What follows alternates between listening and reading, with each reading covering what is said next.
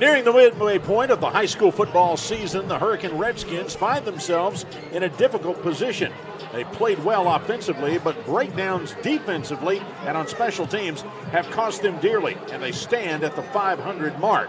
However, Coach Donnie Mays believes his team is pretty much where it needs to be positioned for the postseason going forward. Tonight, they welcome Cabell Midland into their home stadium for homecoming. And this game has been a rivalry matchup since Cabell Midland became a school. Only one exit down the interstate. Midland is under new leadership and breaking in a lot of new players who are still becoming familiar with John Ashworth's system. And in doing so, they're taking their lumps amid Murderer's Row schedule for the start of the season.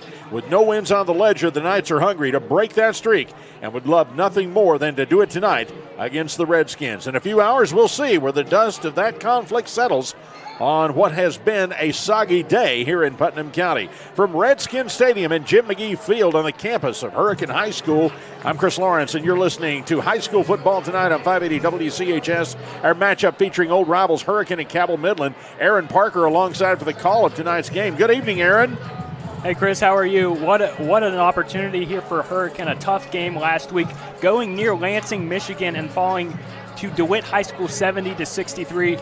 Homecoming here against the 0-3 Knights. A traditionally great school, a great football program in Cabell Midland, struggling this year with a new head coach, and a great opportunity for the Redskins to get right. You know, it's really interesting, too. You mentioned that long trip to DeWitt. It isn't very often that you score 63 points and you get beat, but that's exactly what Hurricane's coming off of right here. Right, and Noah Velatami, the quarterback for Hurricane, who has led the charge, he was so good against DeWitt, accounted for 558 total yards and 7 touchdowns, 5 in the air, Chris, and 2 on the ground. But special teams issues and obviously defensive issues hinder the Redskins from leaving Michigan with a win. A couple of bad special team issues just in the final 5 minutes really lost that game.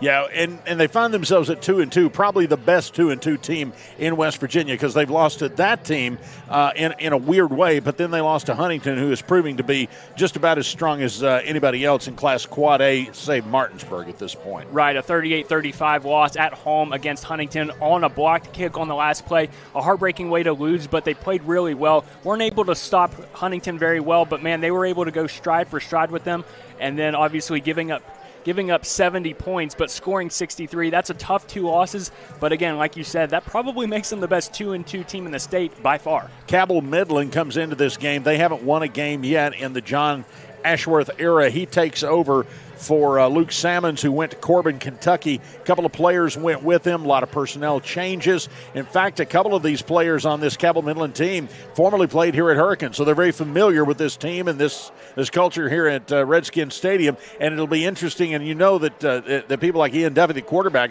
want to come back and make a really good showing here before their former team. Yeah, the Knights need to turn it around offensively if they want to turn their season around, and it's going to be tough here on the road against Hurricane on homecoming. They're only getting 13 points a game on offense, but they're giving up just over 44 a game, and that does not bode well for a Hurricane team that's averaging over 50 a game. They're going to need to take the air out of the ball if they want any chance. Well, you're exactly right. Let's talk about the Thrasher Engineering 3 keys to the game. First, for Cabell Midland, I believe it has to be, number 1, limit Hurricane's possessions, possess the ball, take the air out of it, and dominate the clock and limit the time Velatami gets on the field. Number 2, score when you can, because they've really got to get that done. And number 3, cut out the turnovers. Cabell Midland has turned the ball over repeatedly here in the first 3 games of the season. They've got to correct that before they correct anything else, or they're not going to be able to get anywhere. They're not going to be able to be on the field. Yeah, 3 turnovers last week for the Knights. I believe 2 in the air, 1 fumbled on the carpet. And, like you said, they're going to have to limit possessions. Velatami and the running game for Hurricane, and now the passing game is at its peak probably with the way these guys have been playing. Tyshawn Dews and Shalik Hampton, they've been playing great. Shalik Hampton, 4 touchdowns over in Michigan. So you're going to have to take the air out of the ball because Velatami knows how to run the up-tempo offense, and it's really hard, even if you game plan, to kind of slow them down. It's darn near impossible. They really haven't stopped anybody yet. This defense has got to step up and play physical and get off the field and give Velatami the ball. Number 2, clean up the special teams. That cost them the game last week. A couple of bonehead plays and miscues on special teams were the difference, and in an 8-hour ride back, with a loss rather than an 8-hour ride back with a win. And finally, be physical. This is an 0-3 Cabell Midland team coming in here. Take the fight to them and take the air out of it early. Break their will to even think they've got a chance in this game. Hurricanes got the ability to do that. They've got the talent to dominate this game. Can they exercise that? I think that, too, is a key to this game. Right, you've got to win up front. You have to win the battles in the trenches on your home field. But going back to the special teams issues, I mean, you had given up quite a few points, over 50 points in the fourth quarter, but you're up a touchdown at DeWitt, and you muff a touchdown. DeWitt takes it back for a touchdown, ties the game, and then on the ensuing kickoff, Chris, able to recover it. I'm not sure if it was an onside kick or what it was, but they got the ball back, setting up the game-winning drive. So obviously a missed opportunity by Donnie Mays' squad. So special teams is the biggest one for me. Thrasher Group specializing in the Thrasher 3, architecture, engineering, and field services. Aaron, we'll talk to you coming up at kickoff. Straight ahead, we will visit with the head coaches of tonight's game. This is high school football tonight on the Voice of Charleston, 580 WCHS. Then you need a lawyer who's in it to win it. You need Hill, Peterson, Carper, B. and Ditzler. We have a track record of winning millions for our clients. At Hill, Peterson, Carper, B. and Ditzler, we're in it to win it. Welcome to your home among the hills. At West Virginia Wesleyan College, you'll unearth new passions, be exposed to fresh perspectives, and find what drives you. This place of discovery is where you can become a scientist, a leader, an athlete, a performer, a friend. Opportunities include research, internships, and study abroad.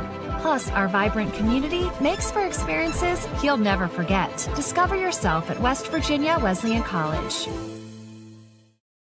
PCB is a long-standing partner in our community. We're your neighbors, your teammates, and your friends. And we want to be your banker. We're a team of experienced professionals focused on the personal, residential, and business needs of our community. We make Welcome back to high school football tonight on 580 WCHS. We're getting set for Cabell Midland and Hurricane on 580 WCHS. Cabell Midland coming into this game winless under new head coach John Ashworth, who knows it's been a rough start to the season for his young squad, but he adds they're hanging in there. Oh, yeah, absolutely. You know, we've played a lot of really good teams these last few weeks, and we've got 2 more coming up.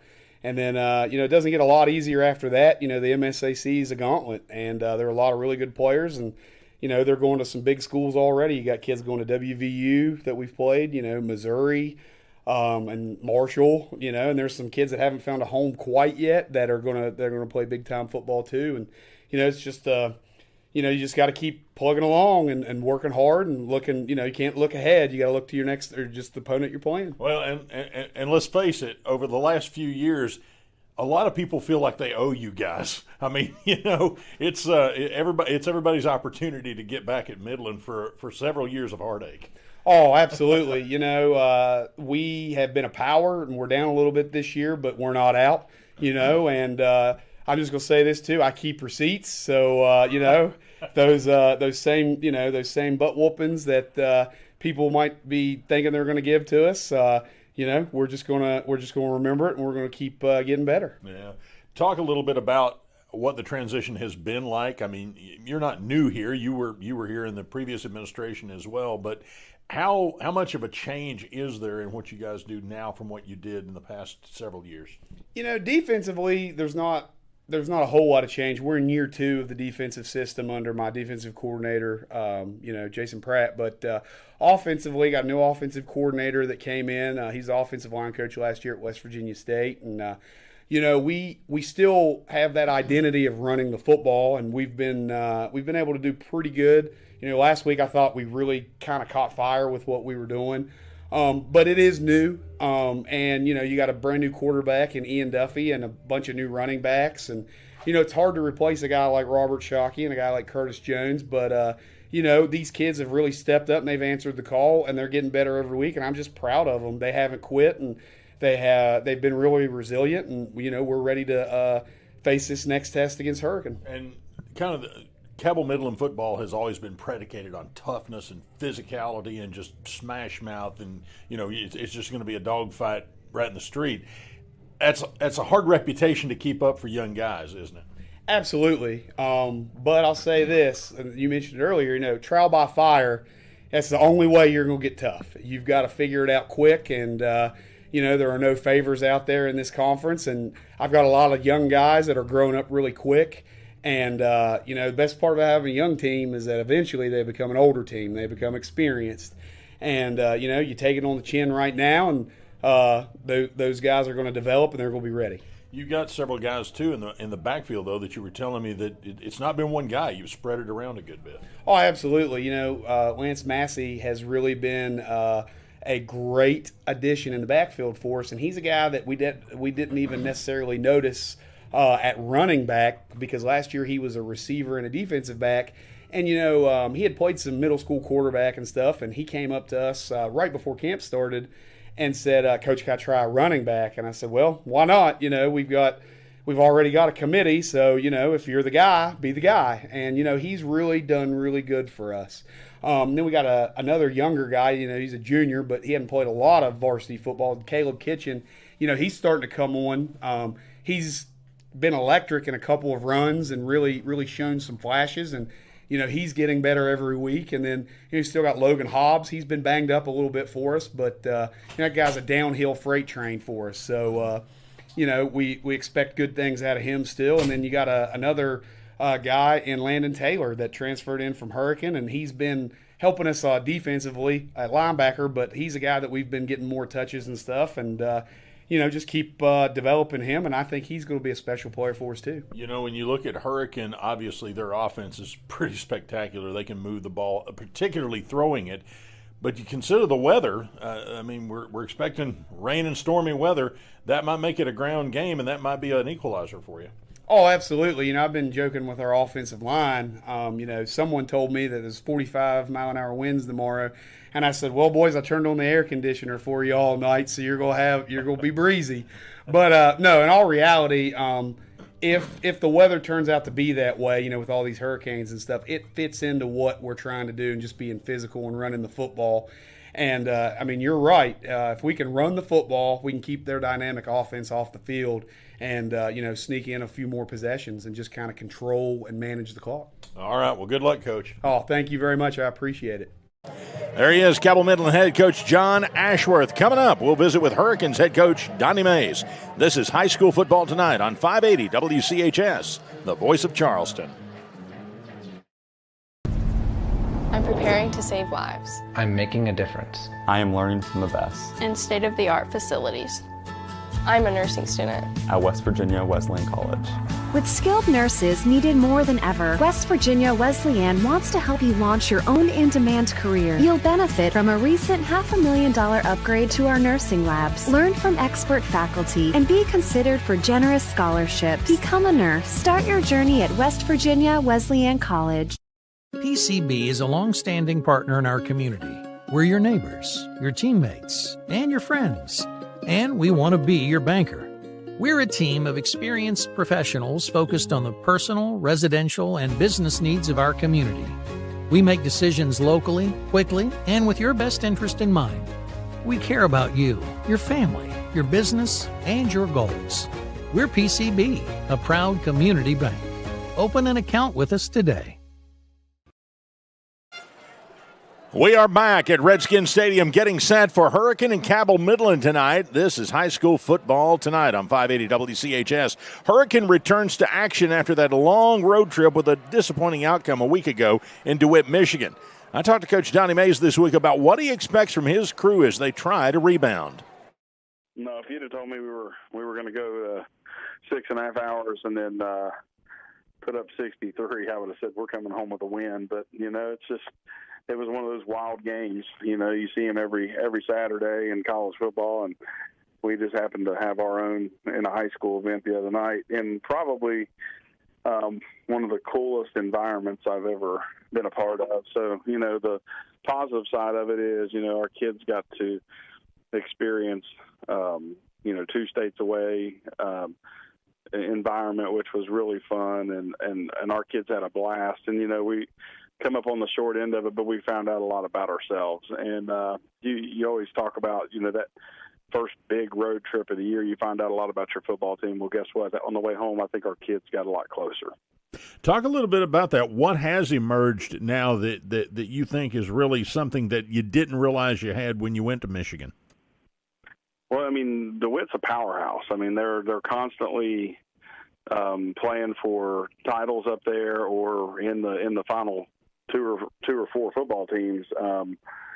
So for us to go up there, and they're the same class as us, they're Class 4A. So for us to go up there and compete on that level, you know, that says a lot, because even when those guys go play the city schools in Detroit, if they win, they're winning by 4 or 5, or if they lose, they're losing by 4 or 5. So we played right with those guys. Matter of fact, to be honest with you, you know, if we didn't have a couple, you know, blunders in the special teams game, we pulled that game away. So real proud of where we were that night, but we gotta fix up some things on defense, and I think we'll be okay. You know, at the end of the day, we've lost, you know, 2 games by combined 10 points to really quality opponents. Yeah.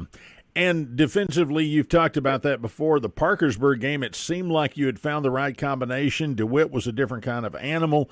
What do you have to do defensively to tighten things up? Where do you think that needs to the most adjusting? I think pursuing the ball is the biggest thing at any level, you know, whether it be, the young youth leagues or all the way to the NFL. If you can get 11 hats to fly to the football, you can slow people down. And, you know, I didn't think like we were doing a very good job of that.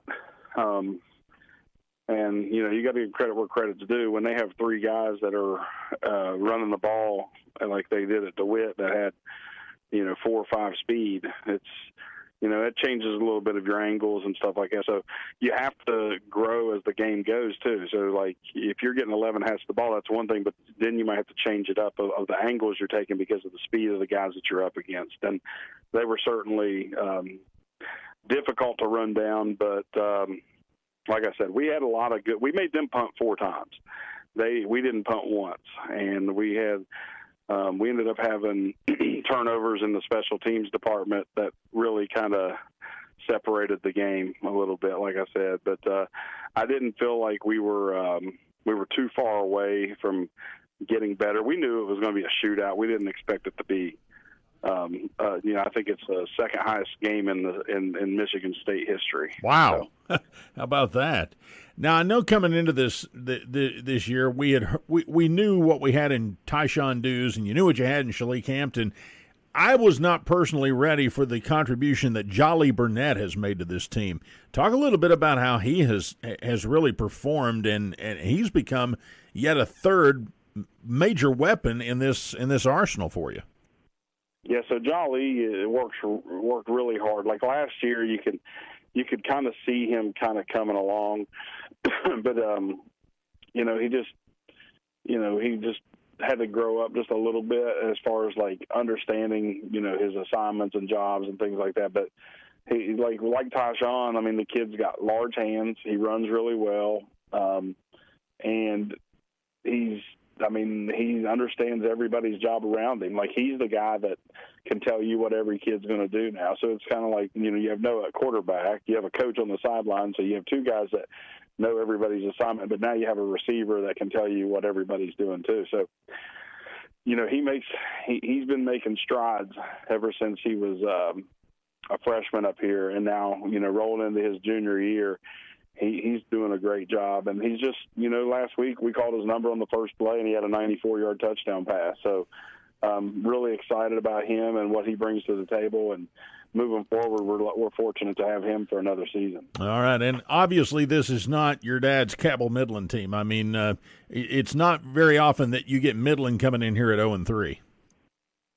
No, but nobody likes to play anyone hasn't had a win yet, because I'm sure they're hungry for that first win, and you know, and we've just got to go out there and take care of business. That's what it comes down to. And you know, we worked really hard on defense this week of getting better, and we want to see if we can improve. Duffy played for me for 2 years, and he went over there last week and threw for like 250 yards. So I know he's capable of doing good things.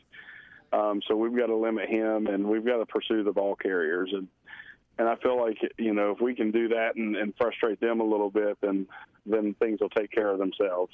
All right. Good luck tonight, Donnie. Thank you. Appreciate it, buddy. All right, that's Hurricane head coach Donnie Mays. Boy, I tell you what, during that interview, you didn't get to hear it, but we had a fantastic rendition of the national anthem by Hurricanes Red Hot Show Choir, and nobody does it better. That's as good as you'll hear at a high school game. Hats off to them. Nice job, guys. Coming up, we'll run down the rest of the high school schedule in the region tonight. You're listening to High School Football Tonight on the Voice of Charleston, 580 WCHS.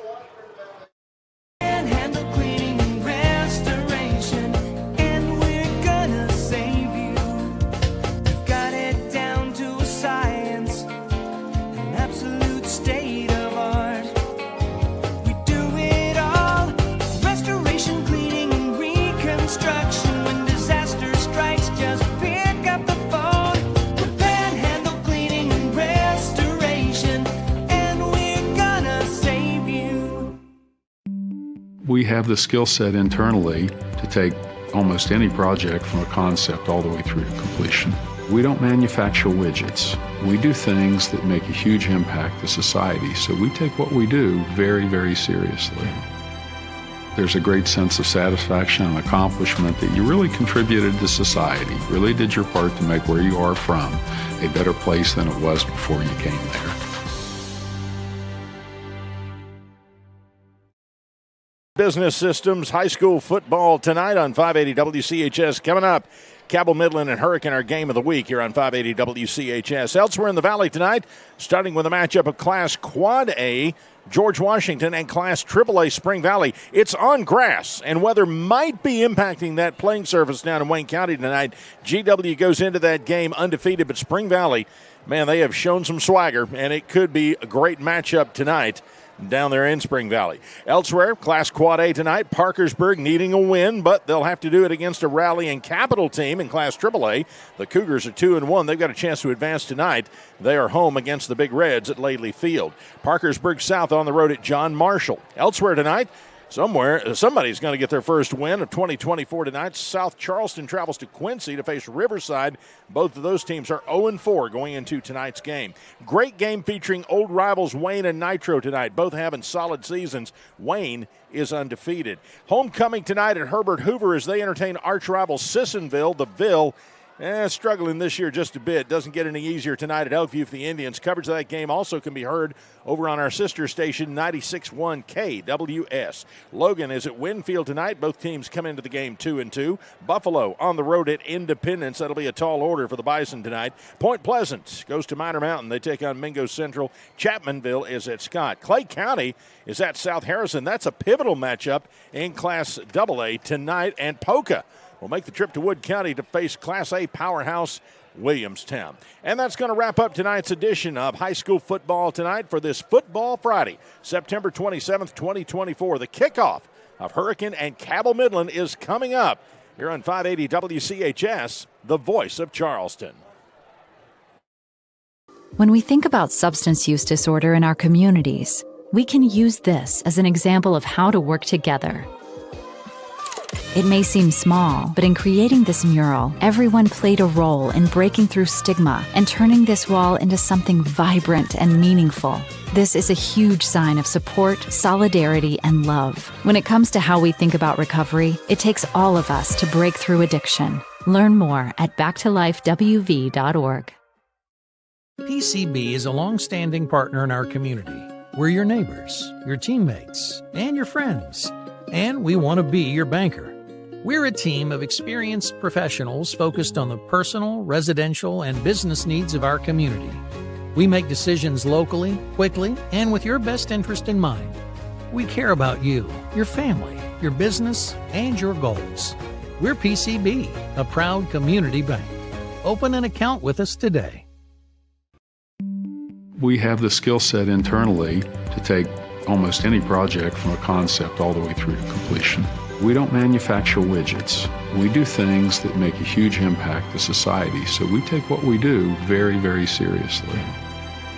There's a great sense of satisfaction and accomplishment that you really contributed to society, really did your part to make where you are from a better place than it was before you came there.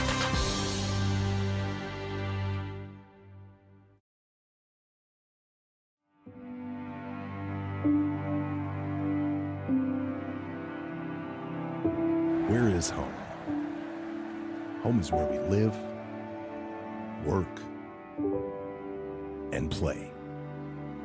It's in the small, quiet moments and the memories we capture. For 35 years, we've been here with you, building home together.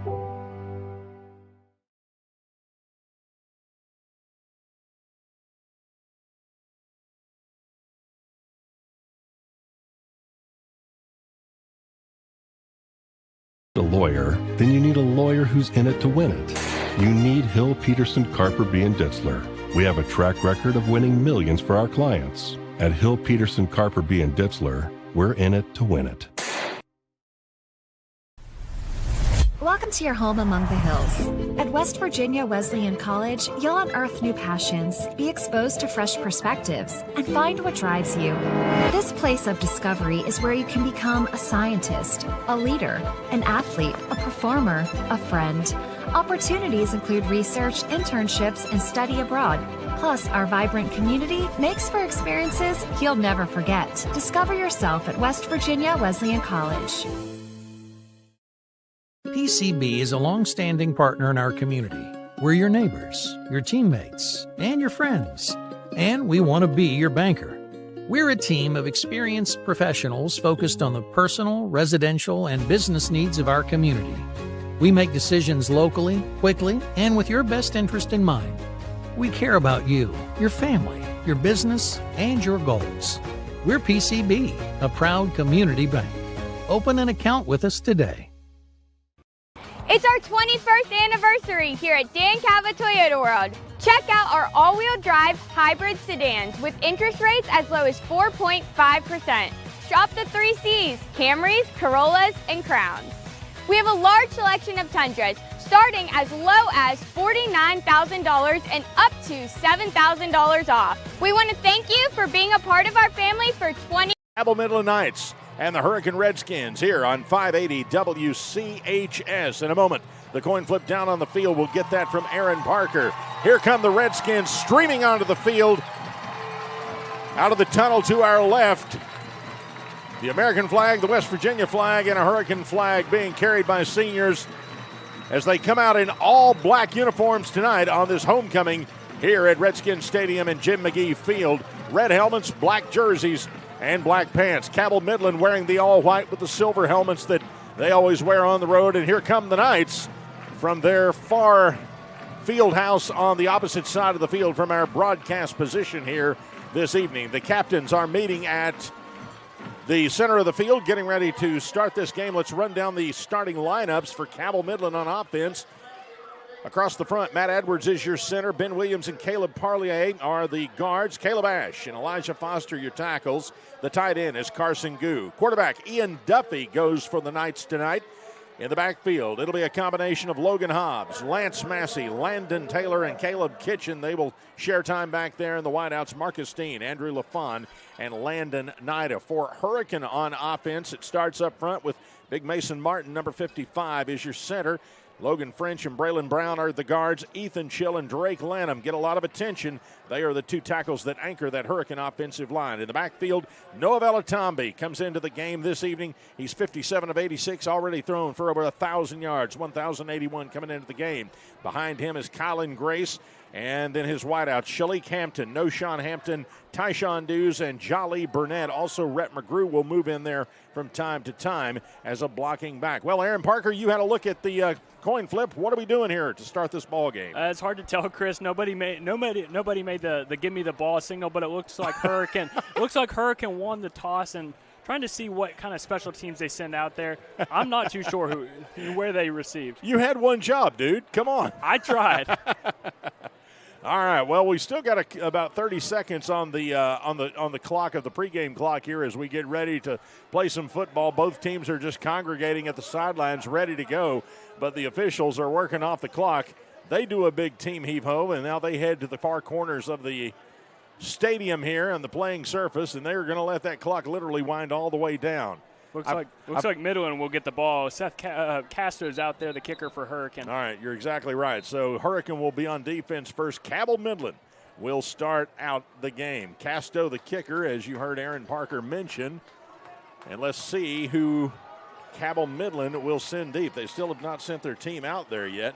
Chances are, though, that Casco's going to put it into the end zone anyway, and there probably won't be a return. And it looks like deep for the Knights will be Lance Massey, who you heard in the pregame. John Ashworth very high on the contributions that young man has made. And Andrew LaFawn is also deep as well for Cabell Midland. The weather was iffy throughout the day. Sun broke out this afternoon. It was gorgeous, but now clouds have moved in again. A couple of times, clouds have looked ominous over the stadium. They sort of do right now, but I believe they're breaking up, and hopefully we're going to have a good night of football here with no rain in the forecast. Mostly clearing skies through the evening. If anything, maybe a shower or two, but it shouldn't be too much trouble. I think we're ready to play some football. Casto eyes the ball, teed up at the 40-yard line, puts his foot into it. This game's underway. It's a squib kick right down the middle, going to be fielded by Massey. He can't get the handle, and it rolls into the end zone. Very fortunate for Cabell Midland. Boy, that thing was bouncing around out there. And Hurricanes got some flyers on the end. That could have been trouble for Cabell Midland early. Yeah, Chris, quite the unique touchback there. Looked like it could be trouble for Midland if they would have returned that, got their hands on it. Wouldn't have got much past the 10 or 12-yard line. All right, Cabell Midland will be in no hurry. Look for them to really try to slow this game down throughout the night as they will start this drive at their own 20-yard line. First down and 10. Midland huddles up literally a yard behind the ball. Four-man front for Hurricanes defense. And Ian Duffy breaks the huddle with 15 seconds on the play clock. Line turns around and they're already in place. He lines up in the pistol formation. Duffy. He's got Massey behind him and one man to the right. Snap. They hand it to Massey. Massey bouncing to the right side. Good yardage up over the 25 and out to about the 29-yard line. He's going to pick up 9 on the carry.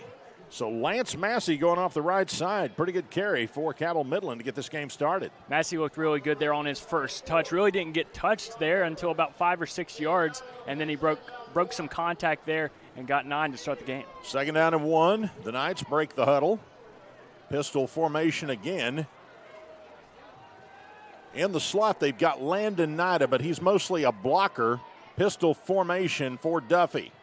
Behind him is Massey. The snap. Hand to Massey again. This time they're there to meet him in the backfield and drop him for a loss. Nice pursuit that time for Hurricane. And the Redskins, the entire interior line was right in there to help out. Jonah Wilfong leading the charge there for Hurricane, a loss of a yard. It'll be 3rd down and 2 for Midland. Great group effort there. He didn't really have any chance to get back to the line of scrimmage, forcing a 3rd and 2.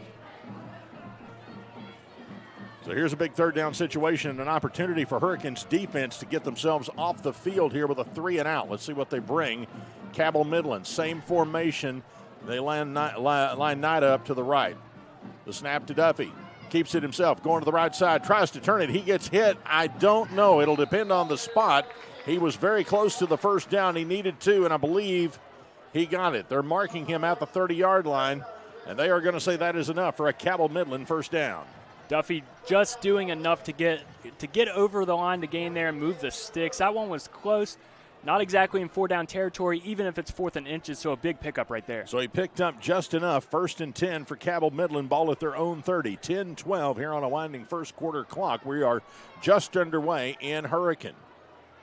Twin receivers split to the left for Ian Duffy. Massey remains the lone setback out of the pistol. He's got Nida as the sidecar. Now he sends Nida out beyond the tackle. Different formation, different look for Cabell Midland this time. Duffy calls for the ball. Hands it to Massey. Massey goes right side. He's going to be hit, slips out of the first tackler, and makes his way forward for a gain of about 5 yards. I think that was Keanu who had him in his grasp, and he slipped away. Pick up a 5 for Lance Massey. And Massey looks good early, able to slip a tackle from Joey Keanu, the junior. He's probably the best, statistically the best defender on this Hurricane front. A pick six, a big pick six at Parkersburg. So that's no easy task to get through number 33. Yeah, Keanu in that middle linebacker position. He's sort of the headhunter out there for this Hurricane defense, and he has shown it through the first 4 games. 2nd down and 5 for Cabell Midland. This time they come out with a pistol. They bring a man in motion left to right. They pitch it to him. Jet sweep going to the right side. He's not going to get much, and he's hit hard. Over on the far sideline, carrying the ball that time was Marcus Dean, who got the jet sweep. And, I mean, he paid for it. No gain on the play as he was met rudely and turned upside down right at the line of scrimmage. It'll be 3rd down and 5 for Cabell Midland. Not exactly how you want to start the game if you're Marcus Dean getting your first touch when Massey's been getting all the touches.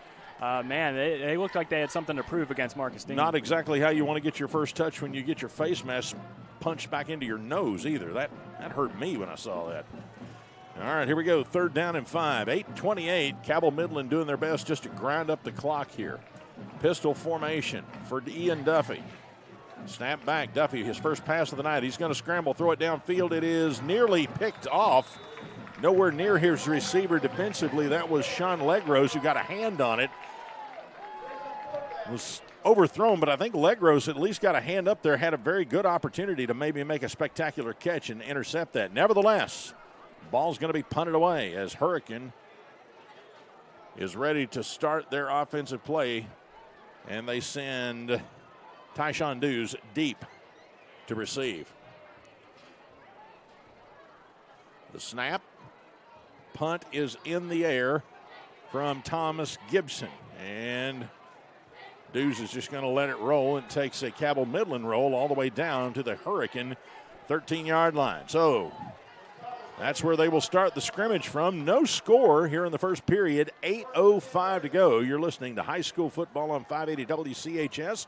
Want to welcome everybody who's listening, who's watching the broadcast tonight via the Metro News channel at WVMetroNews.com. Glad to have you tuned in this evening, whether you're on the radio, whether you're watching the stream. We're glad to have you. Chris Lawrence, Aaron Parker, Hollywood Jeff Petty is our producer back at Studio Control in Charleston.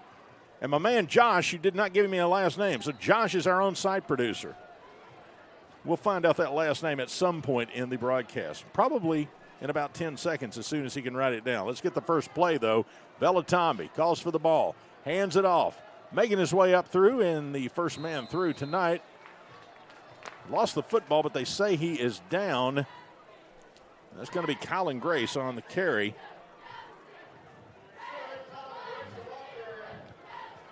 Probably should also mention that Cade Bogus is on the camera action there, and I can't read Josh's last name.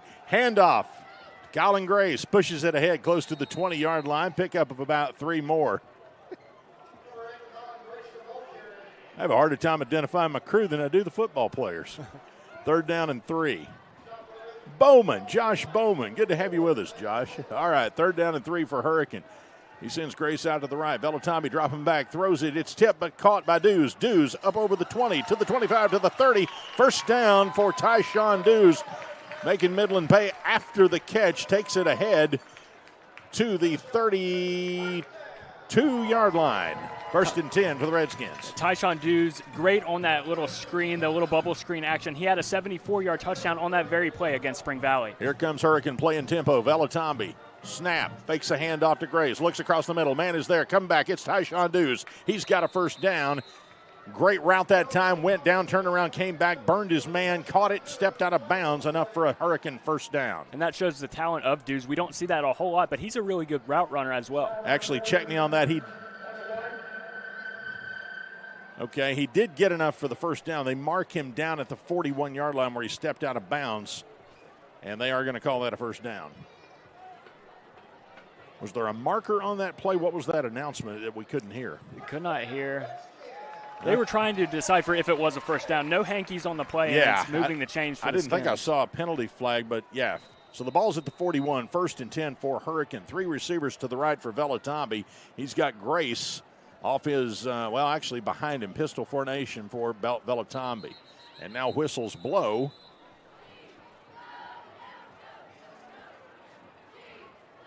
Looks like an equipment issue maybe? Yeah, it looks like they're sending somebody to the sideline for Hurricane to have something looked over. That's going to be Mason Martin. That's important because he's the center. So they're going to send in there Cooper Ryan. Let's see if he's the one who's going to hike it. Cooper Ryan, 6'3", 265 pounds. Not too bad for a backup, but we'll see how he snaps the football. It looks like, no, they put Logan French from guard over to the center now, and he's taking the guard position while they work on Martin. Velatombi, snap back, handoff to Grace. Grace looking ahead. He's going to be hit in the backfield, and he's going to be dropped. He did get back to the line of scrimmage, but Landon Taylor was back there, hit him initially, and slowed him down. He got back to the line of scrimmage, nothing more. 2nd and 10. And Mason Martin going right back in, and center had to have had a little bit of an equipment malfunction. All right, so they're back to normal now. Velatombi, 2nd down and 10. Snap back, fakes the handoff, looking around, throws it. Man is there. That's Dews. Did he catch it? Are they going to call it a catch? They are. And he's going to be down right at the Cabell Midland 45-yard line. Pickup of 9. It'll be 3rd down and 1 for Hurricane. Velatombi looking left to Tyshawn Dews a lot. 2 on the right side, it's Jolly Burnett and Shalik Hampton, arguably the 2 better receivers on this team. The 2 most physical and tall. We'll see if he sets them up left and goes right. Velatombi been looking for Dews all night. Now they're going to draw Cabell Midland off sides, and that's going to be a 5-yard penalty, and that'll give him a 1st down. Velatombi, like you said, he's got 3 really speedy receivers in there who have done a great job so far this season of hauling in the ball. When you look at Dews, Burnett, and also Shalik Hampton. Noshawn Hampton will probably get some looks tonight, but they will also work Rhett McGrew in there. McGrew typically is your blocking back as they set him up in the slot, and that's what they've got. That's the set they've got in right now to kind of give Grace a bit of a help as he goes through that line of scrimmage. Fakes a handoff to Grace, throw across the middle to Dews. Dews got it, turns around. He's at the 30, to the 20, down inside the 15 to the 10-yard line. Tyshawn Dews with the reception, 30 yards on the catch and run. And Hurricanes got it in position. 1st and goal. What a play there. What a great job by Tyshawn Dews. This is really the Dews drive, and he breaks the defender there and gets loose for another 20. They're going to actually say that he was down at the 9. 1st and goal. Velatombi calling for the football. Snap. Handoff to Colin Grace. Grace breaks to the left, looks for a hole inside the 5, pushing, fighting his way, trying to get to the end zone. They stack him up right at the 1-yard line, but he did not get in. He fought 9 yards all the way down to the goal line and did not get in. So it'll be 2nd down and goal from right at the 1. I'll tell you what, Chris, Kylan Grace is an absolute bulldozer. It looked like he was going to get maybe 3 or 4 yards on that one. He would not go down. Yeah, the hole just wasn't there. Velatombi's going to go up under center now. Tight formation. Takes the snap, shoves it forward, and Velatombi is in. Touchdown, Hurricane. Velatombi only had inches to get in there, and he did. But it was really set up by an amazing 9-yard run by Kylan Grace, who twisted and turned and carried Cabell Midland defenders all the way down to that 1-inch line that gave Velatombi the opportunity to punch it in from 1 yard out. Hurricane takes a 6-0 lead with 4:47 to go here in the first period. On to attempt the extra point, Seth Casto, as he awaits the snap. Snap is handled, kick is in the air. That kick is good. 4:47 to go in the first quarter. And it's 7-0 Hurricane. You're listening to high school football on the voice of Charleston, 580 WCHS. The right support and care, a seed can grow into a resilient plant. Recovery takes patience, intention, and a willingness to listen. Every path is different, and every story of substance use is an opportunity for transformation. When it comes to growing and restoring our communities, we need everyone to break through addiction. Learn more at backtolifewv.org. 4:47 remaining in the first period here at Redskins Stadium. It's 7-0. Hurricane takes the lead on the 8-play, 87-yard drive, capped off by a 1-yard score on the ground from quarterback Noah Velatombi. Chris, 3 receptions by receiver Tyshawn Dews, but Velatombi gets the reward. The defensive coordinator for Cabell Midland has got to be pulling his hair out, saying somebody's got to cover Dews. But if you do that, then suddenly you leave Jolly Burnett uncovered, and that's never a good situation either. So pick your poison with this Hurricane offense. 7-0, the Redskins with the lead. 4:47 to go in the first. And set to kick it off for Hurricane is Seth Casto. Deep to receive is Massey. Kick is in the air. This one's a high kick. It's going to go well into the end zone, and it will be a touchback for Cabell Midland. They'll start again at their own 20-yard line. Great kick there by Castro. I think going back to that drive, that was really the Tyshawn Dews drive. He did it every way possible. He ran a really good sideline route and then also broke a tackle on one reception and then just had a simple bubble screen at the line of scrimmage that he took for 10 yards. Yeah, he goes down. They love that play where he goes down about 8 yards and just turns around and just makes a quick turn. And Velatame is so good that he's got the ball in the air before he makes the turn, and he just turns around and boom, it's right there. And then he's got an option of just going either way and usually blows people away as he does that. Here we go. 1st and 10, Cabell Midland. Ian Duffy at the quarterback position. He's got Nida in the slot to the left, and behind him is Lance Massey. Hand off to Massey. No, that's a new runner into the game. That's actually going to be Caleb Kitchen who comes in. Kitchen's not going to get very far. In fact, he might lose a few inches. Going to bring up 2nd down and 11.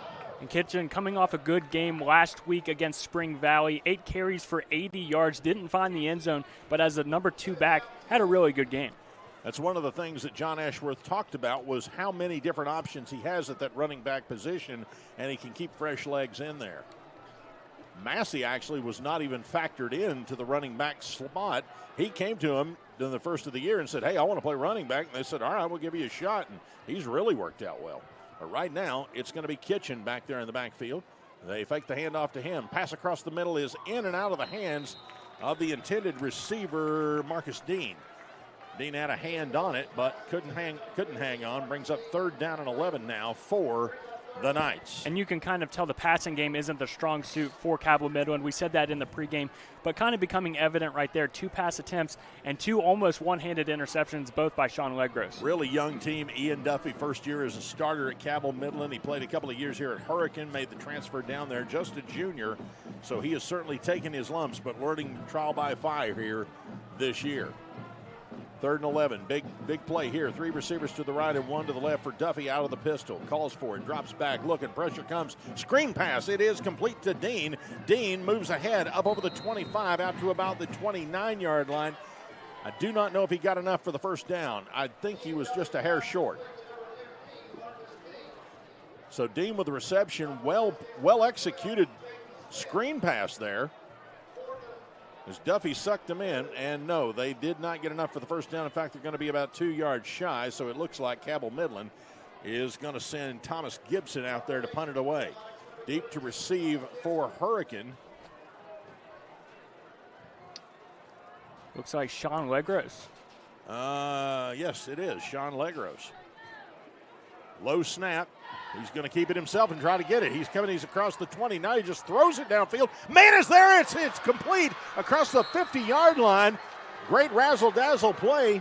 And coming up with that for Cabell Midland, Andrew LaFawn, who just happened to be the runner downfield. They threw it to him, and he was wide open at the 50. Heads-up play that time by Thomas Gibson, who saw he was in trouble when he mishandled the snap, rolled to his right, was going to try to run for it, looked downfield, saw the man was open, and threw a complete pass, and suddenly it's 1st and 10 at Hurricane's 44-yard line. Sometimes the best plays, Chris, are the ones you don't draw up. The broken play there and the punter, wow, what a play, heads-up play. It looked like he was going to run it, kind of baited the Hurricane special teams in, and threw a nice ball. Well, again, special teams have been an Achilles heel for this Hurricane team for the last couple of weeks. Snap, handoff. Left side, pushing ahead, and new runner into the game now, Landon Taylor carrying the football. And Taylor's going to go out. They're going to bring Lance Massey back in after that play. Taylor picked up a couple. It'll be 2nd down and 8 at Hurricane's 42-yard line. See how Hurricane's defense responds right here, getting off the field quickly and then having to stay right back on with the fake punt. Not really fake punt, but kind of the broken play there. We'll see how they respond. Because getting off the field has been a real tough battle for Hurricane this year. All right, 2nd down and 8 for Cabell Midland. Massey in the backfield behind Duffy. Duffy drops back, looking, rolling to the right. Pressure comes, and he's just going to throw it away. He did the exact right thing there. When you got that pressure coming, get out of that box and throw it to your mom in the 2nd row, and that's exactly what he did. And the pressure came there from Shalik Hampton, probably the best wideout on this team, and he is very physical at the defensive end on the line right there, 6'3", 225 pounds. It allows him to go up there and high point the balls coming from Noah Velatambi, but what a great rush right there. Yeah, you're right. When you've got Hampton coming at you, the last thing you want to do is stand there trying to figure out who to throw it to. You just want to get rid of the ball because he's going to eat you alive, and that's exactly what was happening. And he took a lick as well. He did. 3rd down and 8 for Cabell Midland. Duffy brings him to the line. Twin receivers either way, and he's got Massey behind him in the pistol formation. Blitz coming. Hand it to Massey. Massey's going to be hit. Flags fly. Play is blown dead. Oh, my goodness. That is too bad because I think it's going to be on Cabell Midland, and that could have been really a big play for the Knights. Yeah, it looked like he had beaten the blitz if he got through maybe one more tackle, but the whistle was blown. I believe that the blitz that they telegraphed right before the snap is what caused him to move. But you're right. They overshot him, and he went straight up the middle off of his center's hip. And had that play stood, he'd have gotten a lot of real estate in front of him because there was nobody there. Keanu and Legros were all already in the backfield. So it brings up 3rd down and 14. The snap. Dropping back is Duffy, looking downfield. Man is there, throws it across the middle, overthrows his intended receiver into double coverage. Ball was intended that time down there for Andrew LaFawn.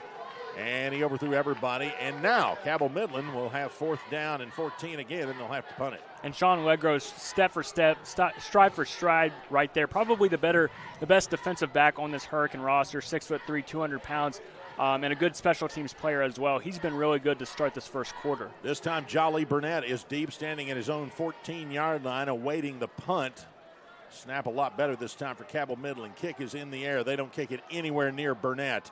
They kick it straight out of bounds over at about the 31-yard line of Hurricane. 32 is where they're going to mark it. That was probably the smartest thing they could have done with that kick, is to kick it anywhere that Jolly Burnett is not. They wanted to keep it away from him, but it looked like he kind of shanked it a little bit too much. Maybe would have wanted another 10 yards on that towards the left or right side, keeping it out of his hands, but kind of popped it up a little bit right there, and it's not too bad field position for Noah Velatambi. No, not at all. 32-yard line will be the line of scrimmage. Hurricane leads at 7-0. We got 2:14 to go in the first period here at Hurricane. Hurricane decked out in their all-black uniforms tonight with red helmets coming out. Noah Velatambi sets them down. Twin receivers left this time, and the wide side of the field is the near side. That's a single man over here. Shotgun snap, fakes the handoff. Velatambi looking, fights the pressure, keeps it himself, moves ahead, runs over a man, and takes it ahead. What a play by Noah Velatambi. He went up and introduced himself to Marcus Dean in the rudest of manners, and he's going to be credited with about a 6-7 yard gain. Pushes it ahead, but it's going to be erased on a penalty. Man, what a shame there. Noah Velatambi doing his best Owen Schmidt impersonation right there, really lowering the helmet and doing what he needed to do to pick up more yards, but all for nothing. 5-yard penalty pushes the ball back to the Hurricane 27-yard line. It'll be 1st down and 15 now for the Redskins. Velatambi had the man open over on the near side here, but did not see him. Shotgun snap, drops back, looking this time. Man's not open. He's telling him to go. Now he throws it. Ball is thrown away. He actually was looking for Shalik Hampton. Hampton on that last play was open. Velatambi didn't see him. I guarantee he went back to the huddle and said, hey, check me out. That time Hampton wasn't open, and Velatambi's like, go get open and I'll throw it to you. But he threw it out of bounds. And Hampton, not a very complex route right there, and he's talking with head coach Donnie Mays, maybe a little miscommunication, but honestly, that was his route, and it was not that much more than 5 yards towards the sideline, and then Velatambi trying to play backyard football and have him go downfield. Yeah, he kind of left Velatambi hanging out to dry there because he was moving over into a position to throw to him, and Hampton, instead of heading downfield to get open, came back toward him. And it kind of left him in no man's land. All right, and Donnie Mays wants a timeout to talk it over with Shalik Hampton and Noah Velatambi about what went on there. Timeout on the field. Hurricanes got a 7-0 lead, and we got a minute 27 to go in the first period. You're listening to high school football on the voice of Charleston, 580 WCHS. Path to success in service? The West Virginia Army National Guard offers unmatched opportunities. Earn your degree with up to 100% tuition assistance while gaining invaluable leadership skills. Join a team dedicated to community, state, and country. The West Virginia Army National Guard, where your future starts today. Visit NationalGuard.com WV to learn more. We guard West Virginia. Second down and 15 as we return. That was a pretty good timeout by Donnie Mays because there was a lot of confusion on that last play between Shalik Hampton and Noah Vellatombi. And it looks like now that they've switched them, they got Tyshawn Dews over here on the wide side of the field. And they've sent Burnett and Hampton over to the far side. And they're trying to get set. All right. And now I think we're ready to go. Snap back to Vellatombi. Fakes it, throws it. Bubble screen to Hampton. This time he's got running room. He's up over the 35 to the 40, up to the 45. Flag flies, and he goes out of bounds. Shalik Hampton on the bubble screen got pretty good blocking.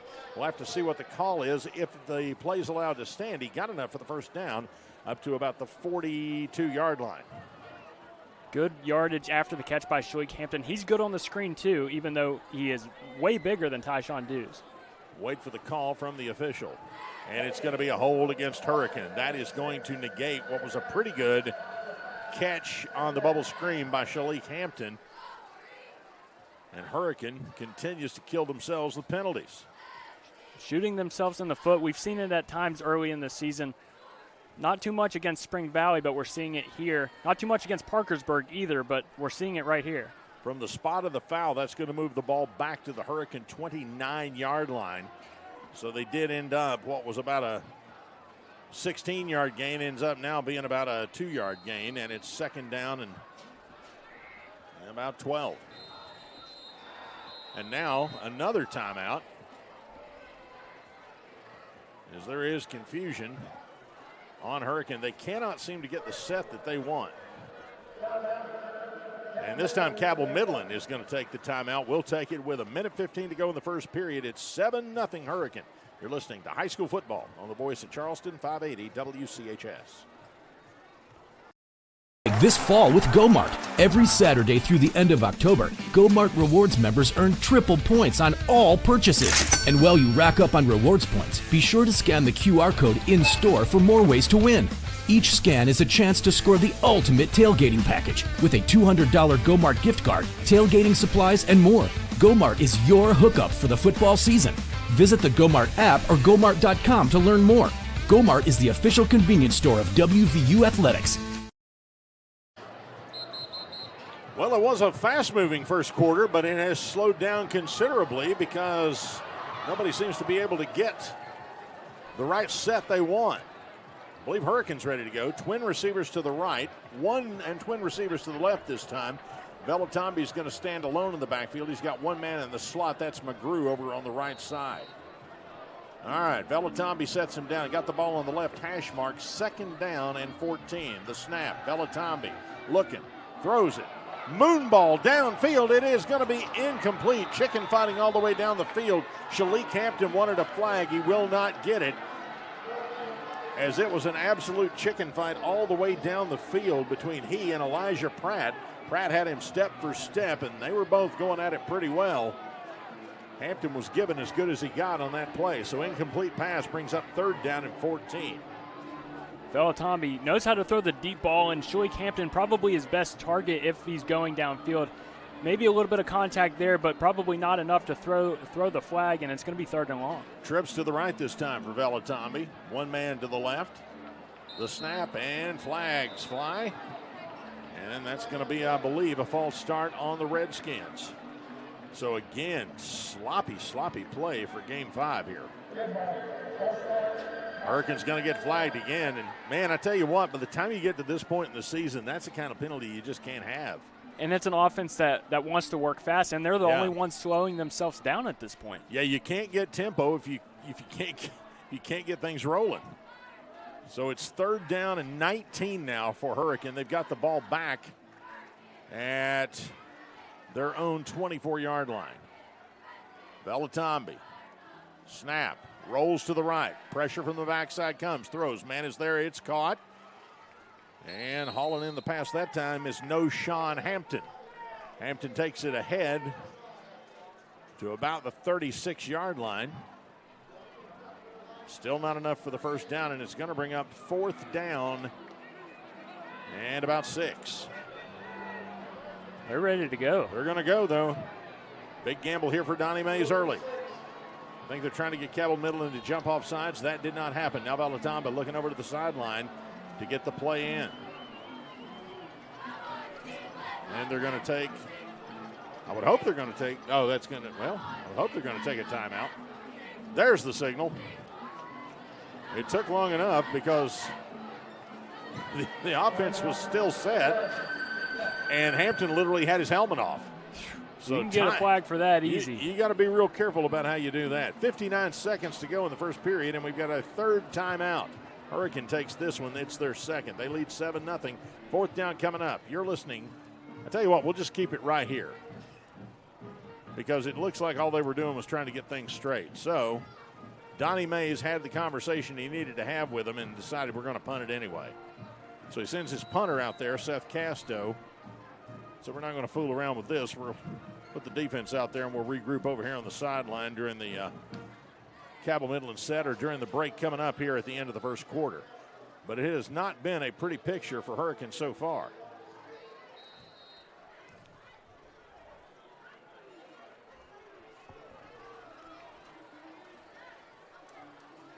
And deep to receive the kick. It's going to hit and roll. Martin's just going to let it roll. Marcus Dean's just going to let it roll, and it'll be down at the 10-yard line. So pretty good punt that time, and it puts Cabell Midland in their worst field position of the evening. And you would have thought at this point that if they were playing crisp, the Hurricane might have scored several times. That's not been the case, and Cabell Midland so far has done what they wanted to do. They have really controlled the ball, and they've gotten some misfortune of Hurricane that has been fortunate for them. Right, we talked about in the pregame needing to take the air out of the ball for Hurricane, and that's what Midland has done with the help of Hurricane's blunders. Yeah, the sloppy play by the Redskins has got them in this position. Defensively, though, they need to rise up right here and get a 3-and-out. We'll see if they do it. Ian Duffy brings him to the line. Massey in the backfield with him. Rolls to the right, pitch to Massey. Massey hit and dropped. Picks up a couple of yards, but nice job that time defensively for Hurricane. Coming up with the initial hit was Colin Grace. Big hit by the big running back that knows how to be physical. What a hit there. That was a nice stick by Colin Grace, and then the Hurricane defense backed him up. Lost a couple of yards on the play. Back to their 8-yard line is Cabell Midland. 22 seconds left in the first period. Midland may just let the clock wind down here. Actually, they're going to have to run a play because I think the play clock is just a hair ahead of the game clock. So Duffy sets him down, sends two receivers to the right, operating from the shadow of his goal post. He's got Massey in the backfield with him. Oh, and just in time, boy. I think there might have been a difference on the play clock and the game clock of maybe a half second, but it was in favor of Midland. They let it run out, and the first quarter comes to an end with your score, Hurricane 7, Cabell Midland nothing. This is high school football on the voice of Charleston, 580 WCHS. PCB is a long-standing partner in our community. We're your neighbors, your teammates, and your friends. And we want to be your banker. We're a team of experienced professionals focused on the personal, residential, and business needs of our community. We make decisions locally, quickly, and with your best interest in mind. We care about you, your family, your business, and your goals. We're PCB, a proud community bank. Open an account with us today. Score big this fall with GoMart. Every Saturday through the end of October, GoMart Rewards members earn triple points on all purchases. And while you rack up on rewards points, be sure to scan the QR code in-store for more ways to win. Each scan is a chance to score the ultimate tailgating package with a $200 GoMart gift card, tailgating supplies, and more. GoMart is your hookup for the football season. Visit the GoMart app or GoMart.com to learn more. GoMart is the official convenience store of WVU Athletics. We are back to start the second quarter here at Jim McGee Field, Redskins Stadium in Hurricane, West Virginia. Cabell Midland's got it 2nd and 12 at their own 8-yard line. Ian Duffy brings a man in motion left to right. He fakes the handoff, throws it to that man who came in motion. That is going to be Dean, and Dean is going to absolutely get massacred as he crosses the 10-yard line. He is going to pick up about 4 yards. That's going to make it 3rd down and 8 for Cabell Midland. Ball spotted at their own 12-yard line. Good job defensively of containing him as he came on the motion and the screen pass for the Redskins defense. Hurricane has a 7-0 lead. Cabell Midland coming to the line. Duffy sends 3 receivers to the left, 1 to the right. And he's got Massey behind him in the backfield. The snap. Hands it off to Massey. Massey bursts forward up over the 15-yard line. He's going to be hit and stopped. Not enough for the first down. As that is going to fall about 2 yards shy, and Cabell Midland is going to have to punt the ball away.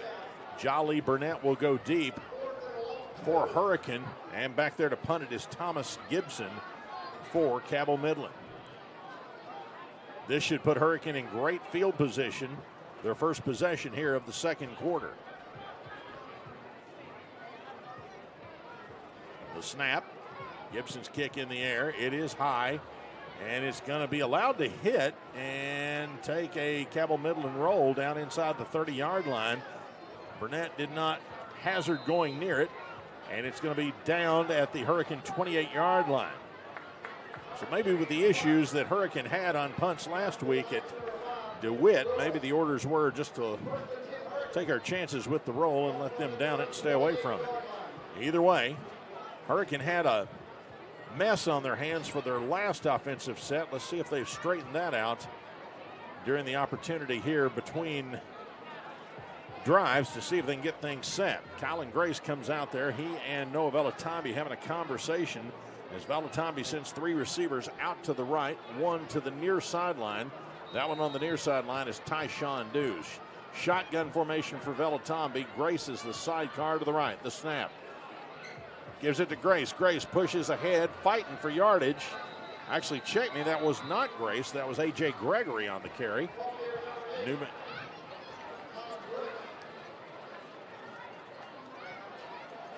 So Gregory, who's the hard charging runner, comes in and gets his first carry of the night. Now they move Gregory over to the left side.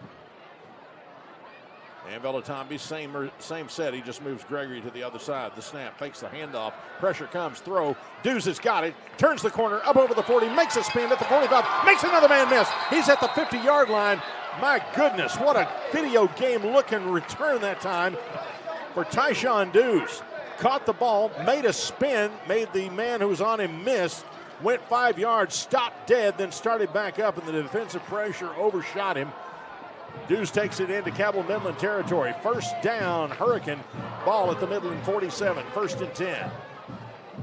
Velatambi hands it off. Nope, keeps it himself. Right ahead he goes. The ball he's hit and dropped as he goes inside the 40. Enough for a first down to right at the 36-yard line goes Noah Velatambi. Great fake that time by the senior quarterback who put it into the belly of Gregory and then pulled it back out and said, I'll take this one. But it looks like his first down yardage is going to be wiped away by a holding penalty. And that's going to back Hurricane up back into their own territory. With the penalty, it pushes them back to their own 49-yard line. It'll now be 1st and 15 for the Redskins, negating a really pretty run by Noah Velatambi. Hurricane sends twins to the right, 1 to the left. They got a slot man. That's going to be McGrew over on the left side. Velatambi, shotgun formation, sidecar to the right. The snap, puts it into the hands of his running back, Gregory, who pushes ahead back into Midland territory to the 48-yard line. He's going to pick up about 4 yards. It'll be 2nd down and 11 for Hurricane. 9:04 on a winding second quarter clock. Hurricane's got a 7-0 lead, but it has been a struggle for the Redskins with crushing penalties. The snap, Velatambi, pressure comes, throws a high ball. Dews one-on-one, can't get to it in time. And Dews had the one-on-one coverage down there. Looked like he was going to beat his man, but the ball was overthrown. Still pretty good defensive pressure that time by Cannon Dillon, who was step for step with him. Dews might have had a bit of a step, but the throw was overshot. Here we go, 3rd and 11. Velatambi, the screen, high, but hauled in by Hampton, Shalik Hampton. He takes it ahead, and he's going to get first down yardage after the catch all the way down inside the 35-yard line, and flags fly at the end of the play. Shalik Hampton, fantastic, climbing the ladder to get the high ball, haul it in, spinning, made a man miss, and pushed it ahead deeper into Cabell Midland territory. Enough for the first down on a key third down conversion, and it looks like Hurricane may get a little extra with a flag at the end. We'll have to see what the call is, but it came after the play was over.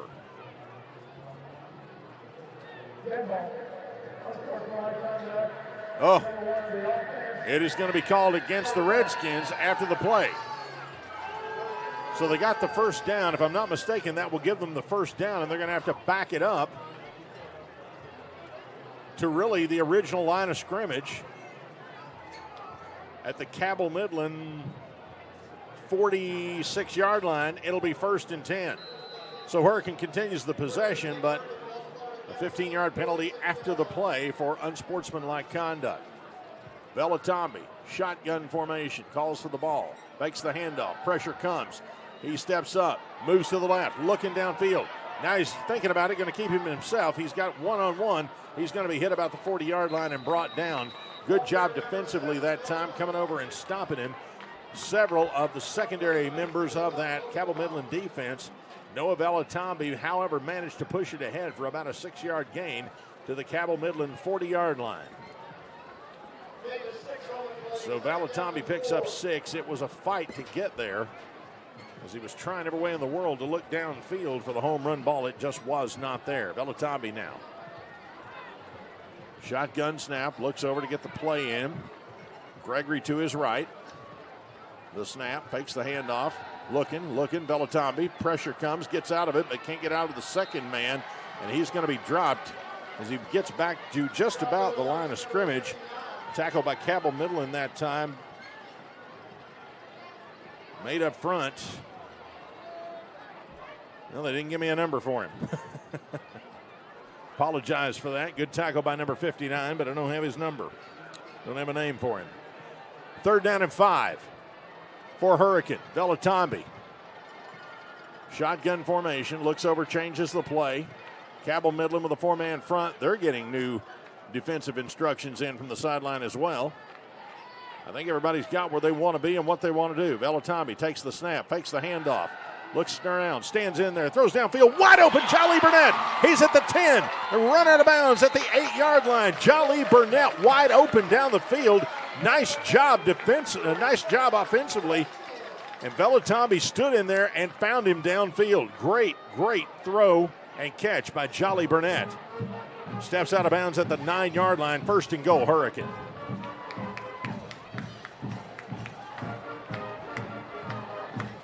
Velatambi, the snap, hands it off to Gregory. Gregory behind blockers, left side, pushes at the 5, spins ahead, still on his feet, at the 1, dives for the pylon. No signal yet. There it is. Touchdown, Hurricane. A.J. Gregory following his blocks to the left side, spinning, fighting forward, diving for the pylon, and he's in. And Hurricane extends the lead to 2 touchdowns with the extra point pending.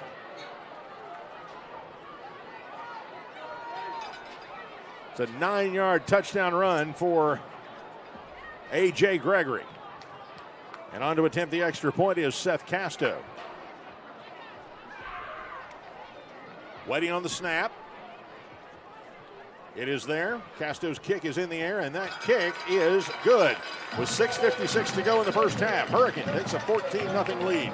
This is high school football on the voice of Charleston, 580 WCHS. The right support and care, a seed can grow into a resilient plant. Recovery takes patience, intention, and a willingness to listen. Every path is different, and every story of substance use is an opportunity for transformation. When it comes to growing and restoring our communities, we need everyone to break through addiction. Learn more at backtolifewv.org. Welcome back. It's 14-0. 6:56 remaining in the first half. Hurricane extends the lead to 14-0 on the first touchdown of the season. by the backup running back, A.J. Gregory. He's had a lot of good games so far, Chris, finally getting rewarded. Yeah, sometimes he gets maybe one series, and that was his series. And he carried the ball right into the end zone, a tough 9-yard run for the young man. And Hurricane extends their lead to 14-0. 6:56 to go here in the first half. Deep to receive the kick is Lance Massey. Casto's kick in the air. It's low. It hits the ground. It's going to roll into the end zone and be a touchback. So Cabell Midland will bring it out and start at the 20-yard line.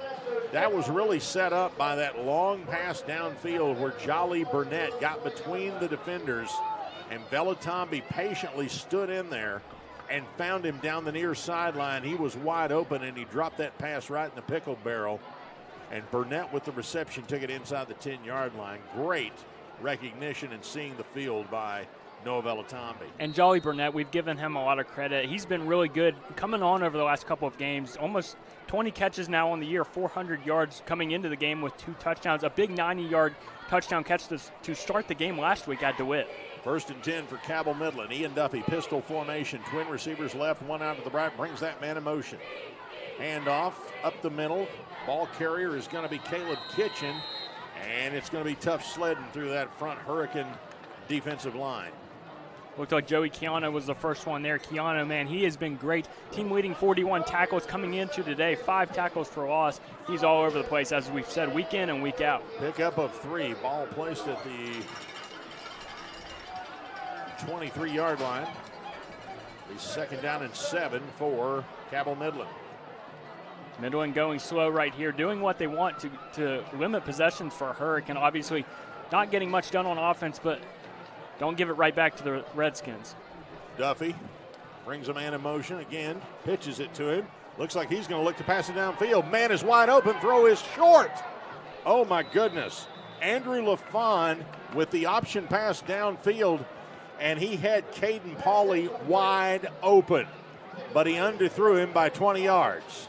If he'd have put some mustard on that, that would have been 6. I like the trickeration, especially from an 0-3 team. You're taking the air out of the ball, but you need a spark on offense. I like the play call there by Coach Ashworth, but yeah, like you said, about 20 yards too short on that. That one didn't really have a chance. They're going to give LaFawn heck about that on Monday in film study. Like, come on, man, I was wide open. Here we go, 3rd down and 7. Duffy takes the ball, drops back, looks, steps up, throws across the middle. It is complete. This time to Pauley again, and that is going to be enough for a 1st down. As he goes down at the 35-yard line, that's going to be a 15-yard pass and catch. Ian Duffy to Caden Pauley right across the middle. 1st down, Cabell Midland. And upon the catch there, Pauley kind of backtracked a little bit, but was over the 1st down yardage by about 3 yards. He went back about 1 and then went forward again. A good little effort after the catch, but a good route. Yeah, gutsy catch across the middle there, particularly with Keano keying in on you in that very vicinity. 1st and 10, Cabell Midland. Twin receivers to the right. Pistol formation for Duffy. The snap. Fakes the handoff. Throws it out into the flat. It is complete. Flags fly. Again, that's going to be Pauley, who pushes his way forward into Hurricane territory. Finally brought down at about the 45-yard line. Let's see what the flag's going to be about. I believe it's going to wipe away the nice throw and catch, but it looks like that Ian Duffy and Caden Pauley have found themselves a combination. And they're going to say that Cabell Midland had an ineligible receiver downfield, so that's going to negate the play.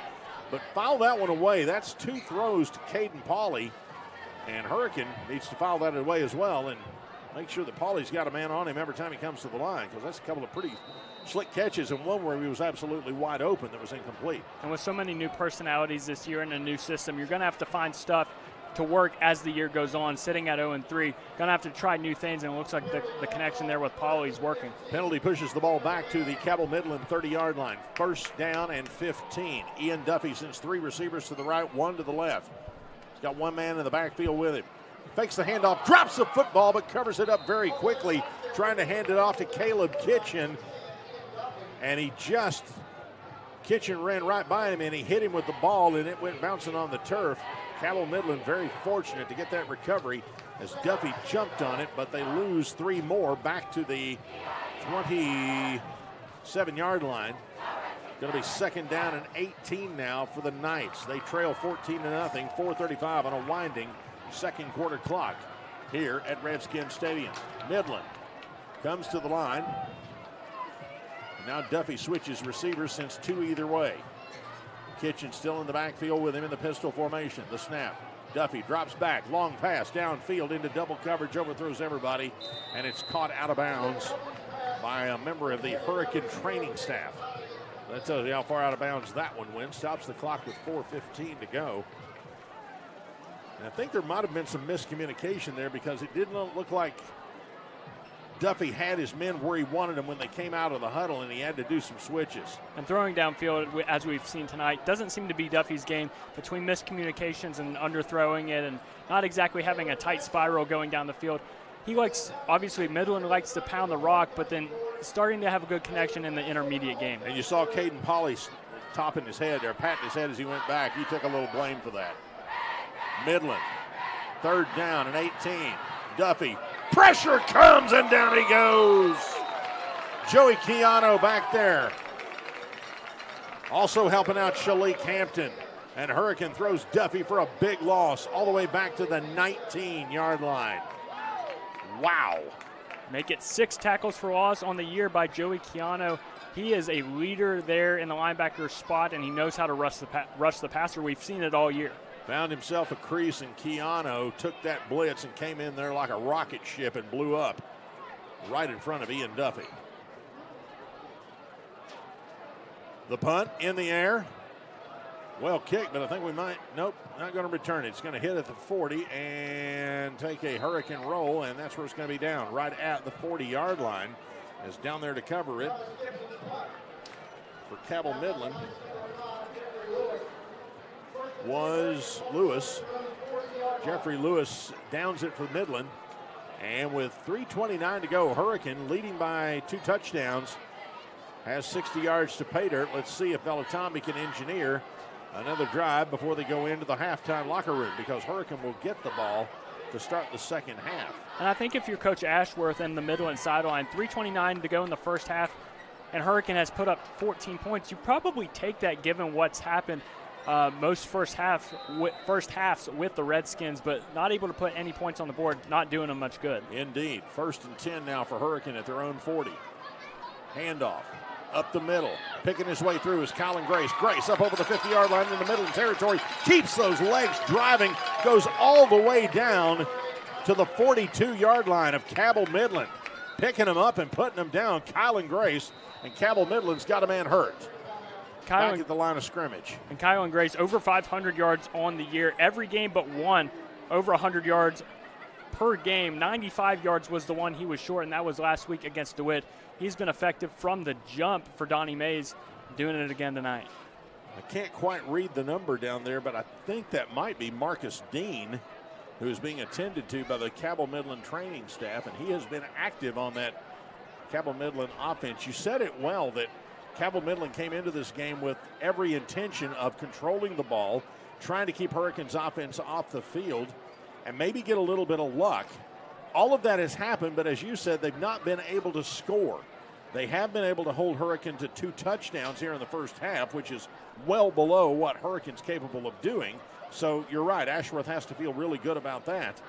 But they've just not been able to move the football effectively against a defensive Hurricane that at times has given up quite a bit, but tonight has looked pretty good against Midland. And dating back, Chris, to our last game we called 2 weeks ago at Parkersburg. Parkersburg, you know, a new system, a lot of new faces, a lot of injuries, and not a very good offense. Not saying Midland's offense is as bad or the same level as Parkersburg, but Parkersburg was able to stay in that game in the first half because of some good plays on special teams, taking a kickback for a touchdown, and Midland just hasn't been able to do that. That is Marcus Dean, and he is up, and they're actually helping him off the field. And he's favoring one of his legs. Can't tell if it's a knee or an ankle, but that is not a good sign for Cabell Midland, because the senior at 6'2", 170 was one of their leading tacklers, one of their leading receivers as well on this Cabell Midland team. So that is a player that they can ill afford to lose. And you hate to see that for Mr. Dean, obviously coming indeed. coming to the sideline very lame. Like you said, two people helping him off the field, one on his left, one on his right. Not what you want to see. 1st and 10 for Hurricane. They've got the ball at Cabell Midland's 42 with 3:19 to go here in the first half. Trying to build on a 14-0 lead. Noah Velatombi's going to send twin receivers to the right, one man split out to the left. He puts McGrew in the slot over to the left, and he's got Grace as a sidecar to left of the shotgun formation. The snap, pitch to Grace. Grace following blockers. Going to be hit, makes a man miss, pushes it ahead to the 40-yard line. Goes Kylan Grace. He's going to pick up 2. It'll be 2nd down and 8 as the clock winds. Down near 3 minutes to go in the first half. I like the utilization of a pitch every once in a while, but I'm not sure with Kylan Grace in there, you kind of just figured to go right up the gut with a powerful running back like Grace. Snap, hands it to Grace again. Good blocking up front. Grace moves ahead to the 35-yard line, and it takes a village to bring him down. Not quite enough for the first down. He's going to be about a yard shy. Takes it to the Cabell Midland 34. And I think that's where Kylan Grace is the best. Give him some space, give him the football, and let him go up the middle. Follow your blockers, and he does it really, really well, and he's able to capitalize on the blocks. Clock rolling at 2:29. The snap. Velatombi looks, throws near side to Tyshawn Dews. Dews can't get out of the phone booth. Good job defensively over there. Some good pursuit by Cabell Midland. Over there to help out Elijah Pratt and also Turner Bailey. In there to bottle him up. Also helping out was Cannon Dillon again. And Tyshawn Dews, who caught the screen pass there, just had nowhere to go. And that's how you defend Dews in the screen pass. He's so good in it, but when you surround him with 3 different defenders, he can't get out of that. 4th down and 1. Velatombi going to go for it. They are trying to draw Cabell Midland off sides. That doesn't work. But it's really 4-down territory at Cabell Midland's 34. Velatombi calls for the ball, loses the football. Grace trying to pick it up. Cabell Midland's going to recover it. It is going to be recovered by Cabell Midland back at their own 43-yard line. Ball came into the hands of Velatombi, bounced out of his hands into the hands of Grace, who couldn't handle it. Ball bounced on the turf. Grace tried to pick it up. Had he been able to get his hand on it, he might have gotten the first down. However, he was trying to run before he could get the control. Cabell Midland jumped in there and made the recovery. And now the Knights, with 1:34 to go, have held Hurricane scoreless again on a drive. That's got to be a win for this young defense of Cabell Midland. There's no doubt. And, Chris, we've seen it with Hurricane dating back to the Huntington game 1. Just having trouble with snaps sometimes, whether it be putting the ball on the deck, losing it, or just having Noah Velatombi kind of have to bring it in with one hand. We've seen those issues all year, and it comes back to bite Hurricane right there. Here comes Midland. Duffy, the quarterback, pistol formation. He's got Lance Massey behind him. Twin receivers to the right, one to the left. The snap. Hands it to Massey. Massey running behind big blockers up front. Going to pick up a couple. Flag comes flying in at the end. They finally bring him down. And in there defensively for Hurricane was Ethan Chill. Chill took him down to the turf hard. That he did. Chill really wrapped him up individually and brought him backwards and didn't let go and really threw him to the turf. A good tackle there by Chill. Let's see what the flag is. Official coming over to call the flag. Will turn on his microphone and drown out the stadium. And they're going to call a face mask on Hurricane. So that's going to be a 15-yard penalty. That's going to get Cabell Midland first down in Hurricane territory. The Knights with 1:20 to go here. They don't operate fast, but now with this field position, they've got a potential to possibly score if they can. You never know. You get one loose, you have a ball jump the right way. Hurricane makes a misread, and suddenly it's a touchdown game. Redskins playing with fire right here. 40-yard line is the line of scrimmage of Hurricane. Cabell Midland. Ian Duffy, the quarterback. And he's got Lance Massey behind him. Twin receivers to the left, one man over here to the near side. Duffy taking his time, calls for the ball. There it is, drops back, looks. Pressure comes, and he goes down. Nowhere to go. Coming up with a big stop that time for Hurricane. Getting into the backfield that time was Devin Short. So Short gets back there and drops him for a big loss of 9 yards, and Cabell Midland wants a timeout. 1:08 to go in the first half. Hurricane leads at 14-0. This is high school football on the voice of Charleston, 580 WCHS. PCB is a long-standing partner in our community. We're your neighbors, your teammates, and your friends. And we want to be your banker. We're a team of experienced professionals focused on the personal, residential, and business needs of our community. We make decisions locally, quickly, and with your best interest in mind. We care about you, your family, your business, and your goals. We're PCB, a proud community bank. Open an account with us today. Minute 8 to go in the first half. Hurricanes got a 14-0 lead. Cabell Midland, however, has the ball. Second down and 19 at Hurricanes' 49-yard line. Defensively, Hurricane came back that time and threw quarterback Ian Duffy for a 9-yard loss. And that did not help Midland's chances of trying to get on the board here. Duffy, shotgun, drops back, looks, throws. Ball is thrown and picked off by Jolly Burnett. Burnett's going to go down at about the 34-yard line of Hurricane. Jolly Burnett just playing center field right there, hauled it in. And about a 3-yard return goes down. So 59 ticks on the first half clock for Noah Velatambi to try and build on this lead again. And like we said earlier, that's not really Ian Duffy's game, is throwing the ball downfield. He's thrown it kind of into no man's land 4 or 5 different times, and that's the first time it came back and got intercepted. And this is the first year as a starter for Duffy, so I don't think that has to be his game. I think try to pick Hurricanes defense apart with the short throws and get the running game established. So not a good throw there, and now 59 ticks for Noah Velatambi. He can do it in 59. All right, here comes Hurricane. Twin receivers to the right, one to the left. Velatambi, actually twin receivers either way now.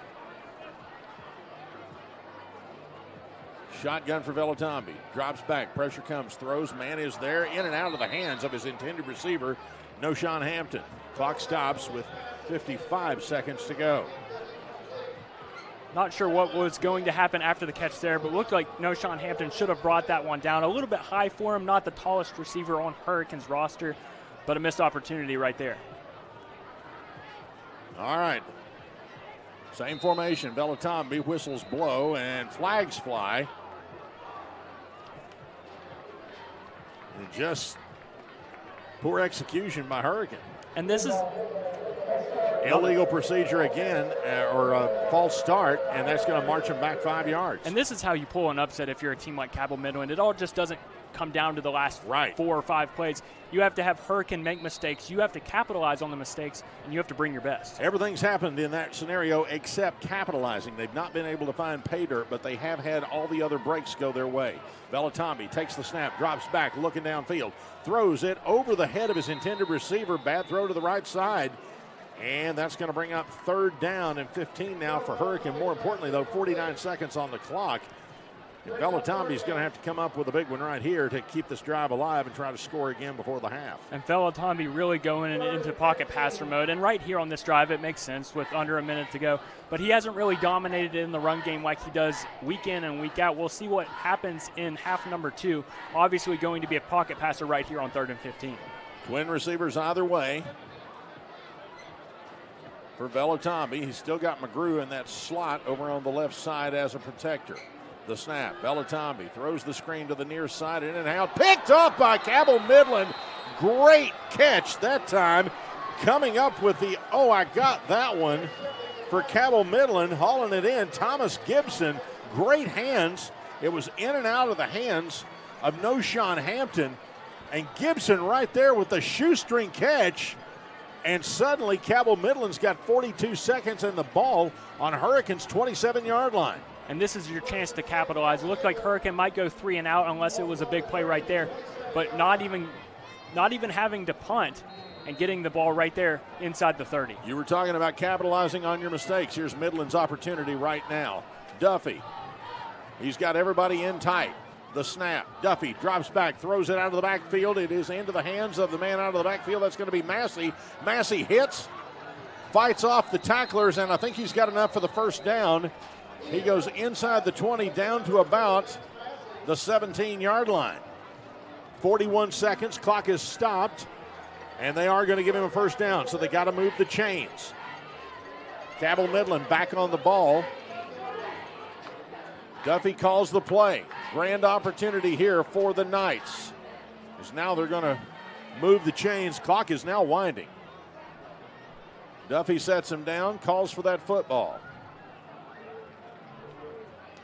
The snap. Duffy drops back, keeps it himself, goes forward, breaks out, throws it downfield. Man is there. He's at the 10, pushes to the 5, dives for the pylon. That's going to be, no, he's going to be out of bounds back at the 5-yard line, very close to a touchdown.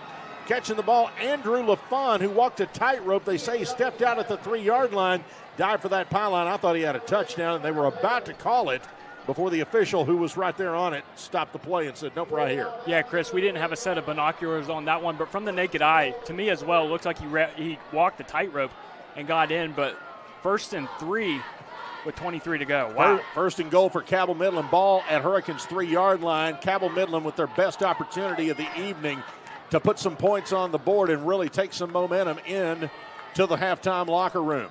Ian Duffy sends twin receivers to the left. He's got Massey behind him in the backfield and one blocker in the slot. The snap, rolls to his left, keeps it himself, dives ahead. Is he in? Touchdown, Cabell Midland. Ian Duffy on the quarterback keeper for 3 yards, punches it in with 18 seconds to go, and suddenly it's a whole new ball game. Man, you could hear a pin drop in this place. Outside of the faithful from Ona coming over to Hurricane. Man, Donnie Mays cannot be pleased with his crew. Going into half, likely only up a score and only having 14 points on the board. What a great opportunity there for Cabell Midland, and taking advantage of the opportunity. Going into the break, likely down a score. Andrew LaFawn on to attempt the extra point for the Knights. The snap. His kick's in the air. That kick is good. 18 seconds to go in the first half. Cabell Midland's on the board. 14-7. Hurricane leads it. This is high school football on the voice of Charleston, 580 WCHS. Path to success in service? The West Virginia Army National Guard offers unmatched opportunities. Earn your degree with up to 100% tuition assistance while gaining invaluable leadership skills. Join a team dedicated to community, state, and country. The West Virginia Army National Guard, where your future starts today. Visit NationalGuard.com WV to learn more. We guard West Virginia.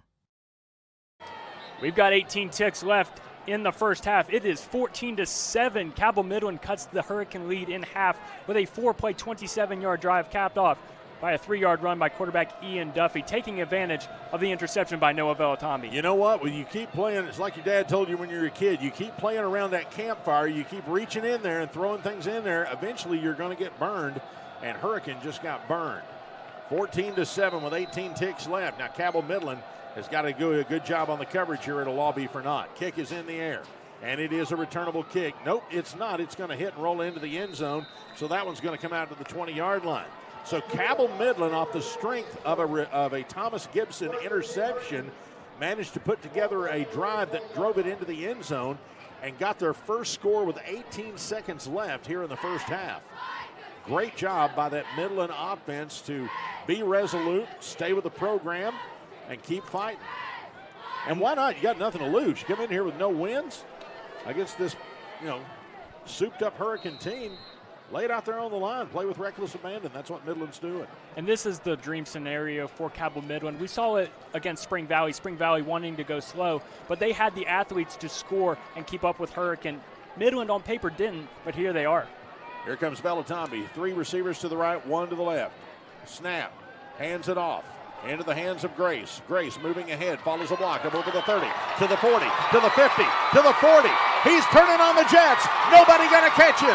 Colin Grace gets it back with an 80-yard touchdown run. Just a pitch to the left side, and Grace followed one blocker, then turned on the Jets, and that was the end of that. 80-yard touchdown for Colin Grace. Well, that's the way you get the momentum back.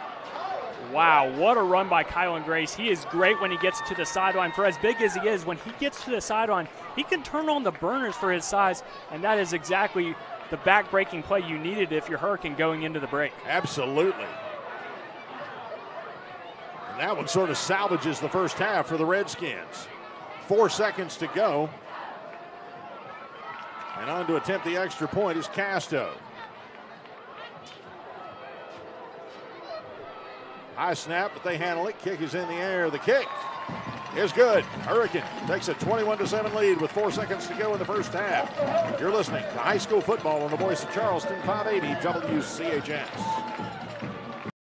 Path to success in service? The West Virginia Army National Guard offers unmatched opportunities. Earn your degree with up to 100% tuition assistance while gaining invaluable leadership skills. Join a team dedicated to community, state, and country. The West Virginia Army National Guard, where your future starts today. Visit nationalguard.com/WV to learn more. We guard West Virginia. 4 seconds remain in the first half. 21-7 is your score. Hurricane gets it right back. A huge play down the sideline, an 80-yard touchdown for running back Kylan Grace, his 7th touchdown of the season. A touchdown in every game except for one. My goodness. Well, we talked about Hurricane. Sloppy play in the first half, got themselves into a pickle. Kylan Grace, with one touch of the football, got him out of it. Grabbed the momentum right back. And they'll get the ball to start the second half. But they got to run off 4 seconds here on the kickoff. Casto tees it up. Let's see if he'll kick this one through and give Cabell Midland's offense an opportunity, or do you just squib it? He's going to squib it. It's going to be fielded by one of the up men at the 26, up over the 30 to the 35 as time runs out. And that is the end of what was a really entertaining last 2 minutes of the first half. As we go to halftime, Hurricanes got a 21-7 lead. Coming up, the Parmar Stores halftime report on 580 WCHS, the voice of Charleston. PCB is a long-standing partner in our community. We're your neighbors, your teammates, and your friends. And we want to be your banker. We're a team of experienced professionals focused on the personal, residential, and business needs of our community. We make decisions locally, quickly, and with your best interest in mind.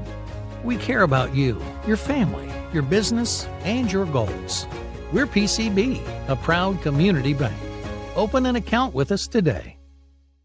Score big this fall with GoMart. Every Saturday through the end of October, GoMart Rewards members earn triple points on all purchases. And while you rack up on rewards points, be sure to scan the QR code in-store for more ways to win. Each scan is a chance to score the ultimate tailgating package with a $200 GoMart gift card, tailgating supplies, and more. GoMart is your hookup for the football season. Visit the GoMart app or GoMart.com to learn more. GoMart is the official convenience store of WVU Athletics.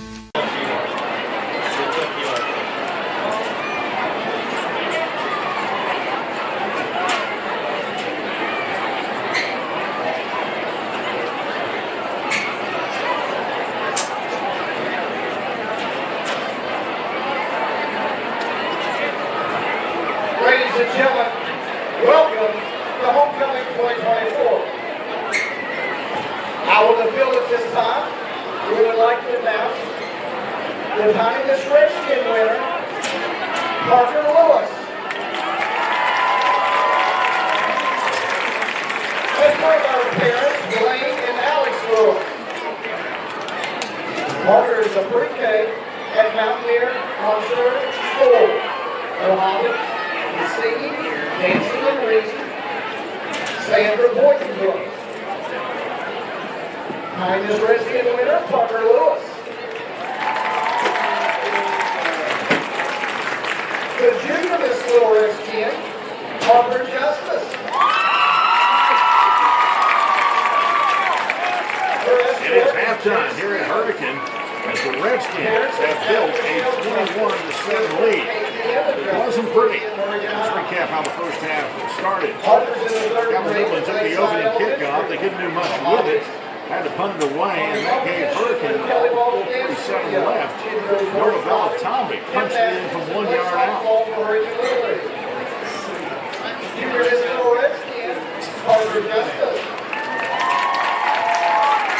And Hurricane built a 7-0 lead. This little Redskin is Parker Holstead. After a pass field builder. Parents, Hannah Hott,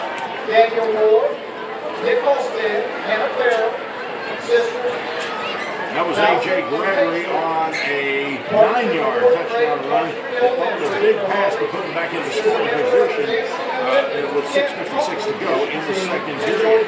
Just a few moments later, Hurricane was unable to handle the offensive drive, and through an interception, that put Cabell Midland in a position with 18 seconds to go in the first half. Hurricane had a 14-0 lead, but Cabell Midland, on the strength of Ian Duffy, was able to at least pull the touchdown.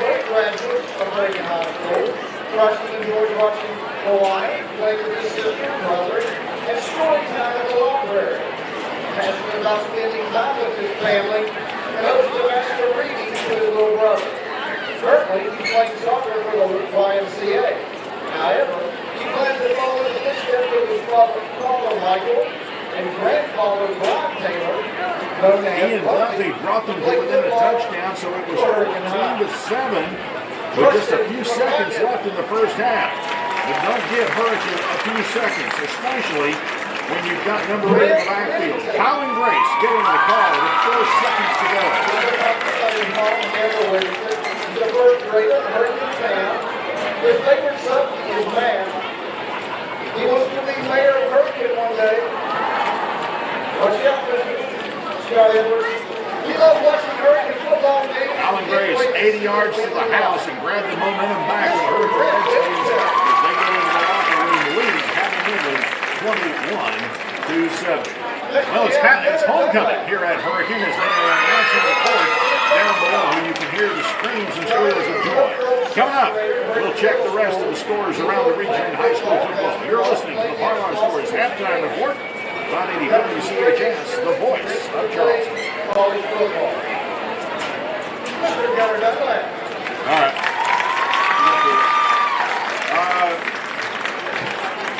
Give me a 60 here.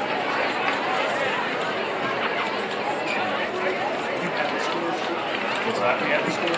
I'm going to come back into you. Oh, okay. I'll tell you when we're back.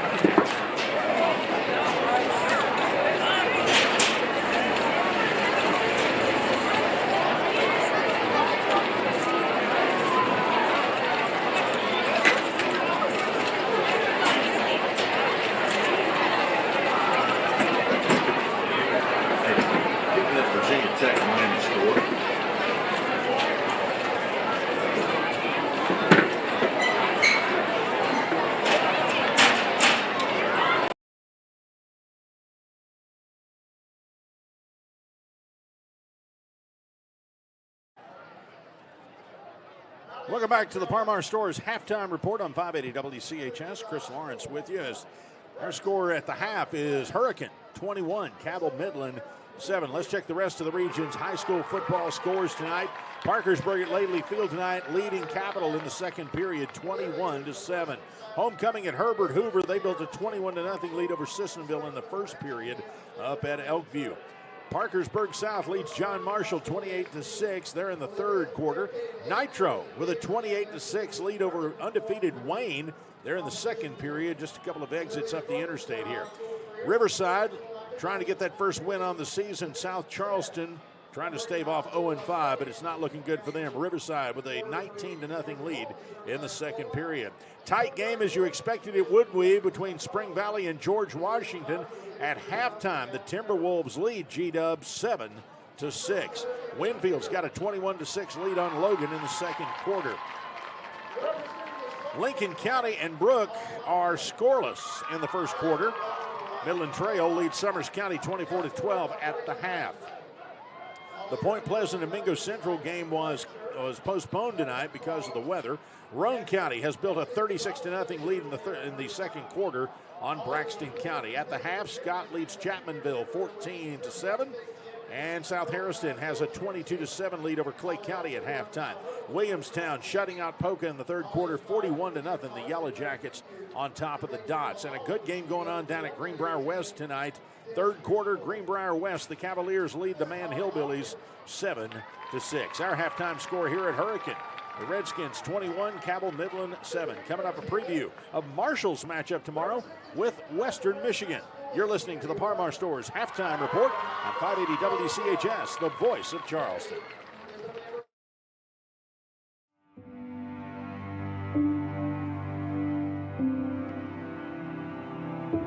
Where is home?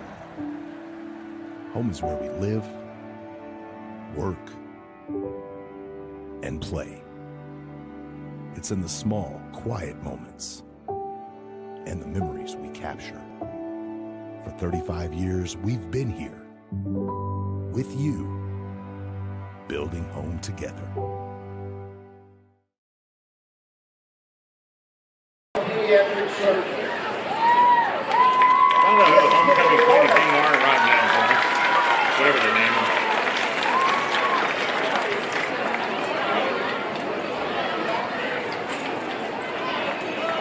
Throw the players in their uniforms. Throw the players in their uniforms like Parker's doing. Don't do that here. The first of our senior attendants and candidates for the Redskins, Ayla Rochelle Smith-Alley. Back at Redskins Stadium, halftime. Hurricanes got a 21-7 lead over Cabell Midland. Par-Mar Stores halftime report on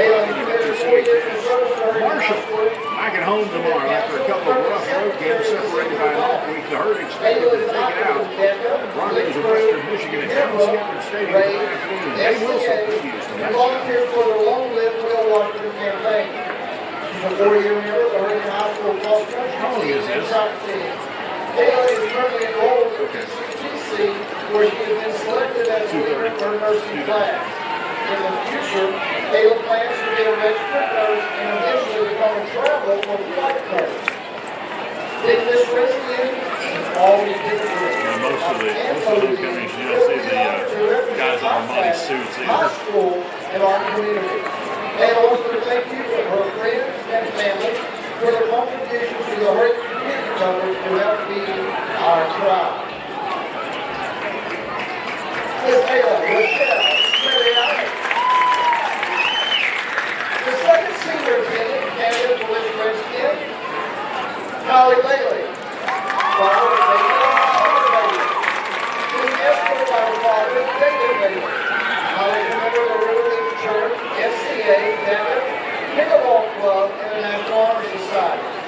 Holly is a 4-year member of the Hurricane High School softball team and a 2-year member of the Hurricane High School girls basketball team. Holly's plans after high school include attending Virginia University. Now they got one football player over there. Holly has the opportunity to work with the Redskins in all honesty. I'd like to thank everyone who contributed to the Hurricane community coverage. Our next senior attendant, this Redskins candidate, is Abigail Hill. Abigail is the daughter of Matt Kelly Hill, being escorted by Drake Atlanta. Abigail is a member of the Denver Putnam Volleyball Club. Probably why they wore black tonight. They had to match his girlfriend's dress. Member of the Hurricane High School volleyball team and currently the senior captain. In the future, Abby plans to attend Marshall University and major in nursing. So Abby being crowned this Redskin would truly be an honor, and she would love to represent the class for 2025 all over the Hurricane High School. She's very appreciative of the nomination by her peers. Abby would also like to thank her family, friends, to the Hurricane community coverage. This is Abigail Hill.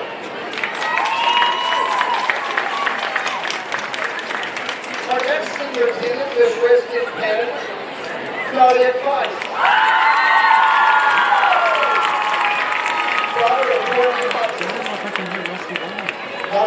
As Dave Wilson reporting, the Mountaineers are off tomorrow. They travel to Stillwater, Oklahoma next week to take on Oklahoma State.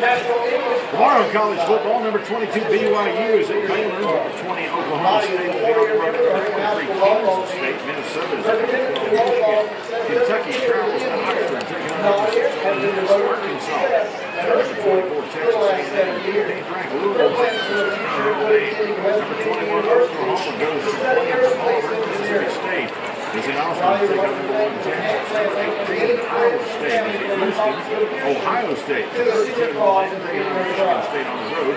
Number 2 Georgia. Tuscaloosa is number 4 Alabama tomorrow. 19th ranked Illinois will be at State College to take on number 9 Penn State. Arizona is at number 10, Utah. Our halftime score, Hurricanes got a 21-7 lead on Cabell Midland. Tonight, we check news from the 580 WCHS Radio Newsroom. This is the Palmer Stores halftime report on 580 WCHS, the voice of Charleston. India's largest restoration company is now in the heart of the Mountain State. With a location in Charleston, joining our branches in Wheeling, Morgantown, and Pittsburgh, we'll be there to help when you need it most. Our expert team and state-of-the-art equipment is ready to serve the Kanawha Valley 24 hours a day. From water damage to fire restoration, when disaster strikes your home or business, tell your insurance provider you prefer the restoration company the Mountaineers call. Panhandle Cleaning and Restoration. We have the skill set internally to take almost any project from a concept all the way through to completion. We don't manufacture widgets. We do things that make a huge impact to society, so we take what we do very, very seriously. There's a great sense of satisfaction and accomplishment that you really contributed to society, really did your part to make where you are from a better place than it was before you came there.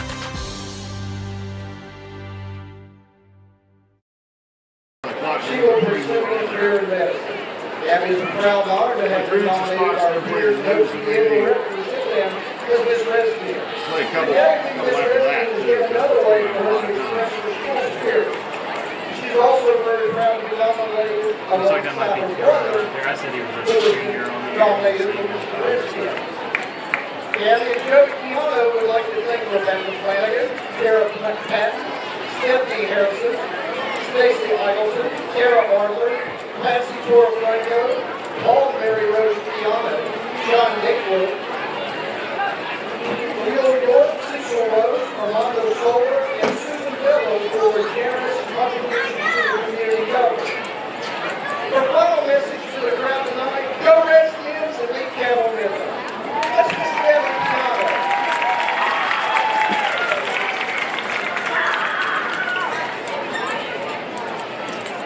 Miss Hurricane 2024 coming across the field is Carly Keegan. Those are her years. Representing the city of Hurricane in the Parker County Homecoming festivities. Carly is the daughter of Alicia Joy Keegan, being escorted by Mr. Redskin Evelyn Shield. Carly is Art Society, National Art Society, Brandon, and the Nevada. Carly is a 4-year dedicated to emerging captain of the Redskins cheer squad in the reigning AAA state championship. After graduation, Carly plans to attend West Virginia University and major in business and then attend law school. Carly is so thankful for the opportunity to represent her school and community as Miss Hurricane. Mr. Redskin is a title at Hurricane High School where 5 students are nominated and then voted on by the peers and decided by popular vote. This year, the 5 Mr. Redskin candidates and the 5 Mr. Redskin candidates came all together to raise funds for the Hurricane community government on their own. The money raised had nothing to do with the winner selecting a seat. These 10 individuals had about 1 week to come up with funds to support the Hurricane community coverage, who in turn will support our tribe. That amount, for one week, ladies and gentlemen, big round of applause for $6,400.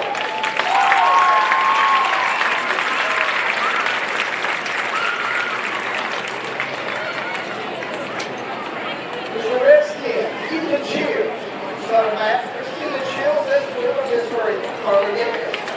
Ethan is the member of St. John the Right Methodist Church, Decker, Hurricane High School Student Council, Ray, Chick-fil-A Leadership Club, and Young Republicans. Ethan is a force for your Hurricane High School Redskins football team with both offense and defensive line. He's also a 4-year member of the Hurricane High School track and field team, free throw, shot put, and distance. Ethan played second in states last year. After high school, Ethan plans to attend college. Ethan played football, free throw, shot put.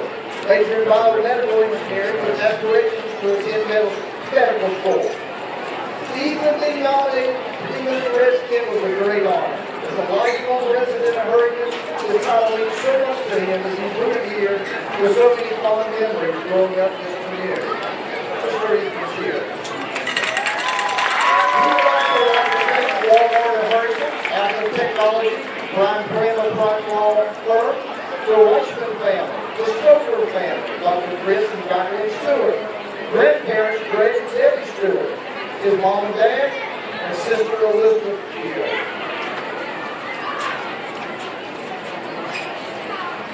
Now introducing you, your former Miss Redskin, Taylor Castle.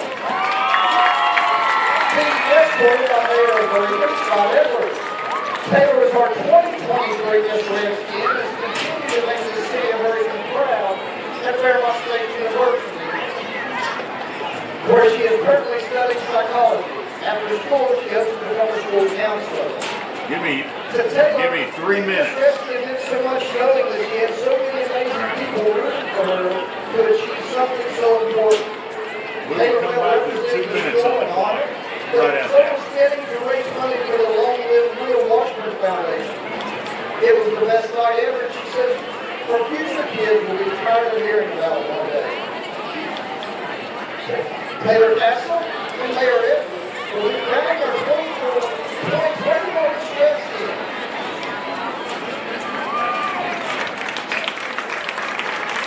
And they have a drum roll.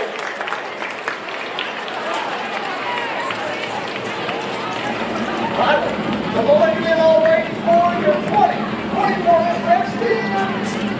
Abigail Deal.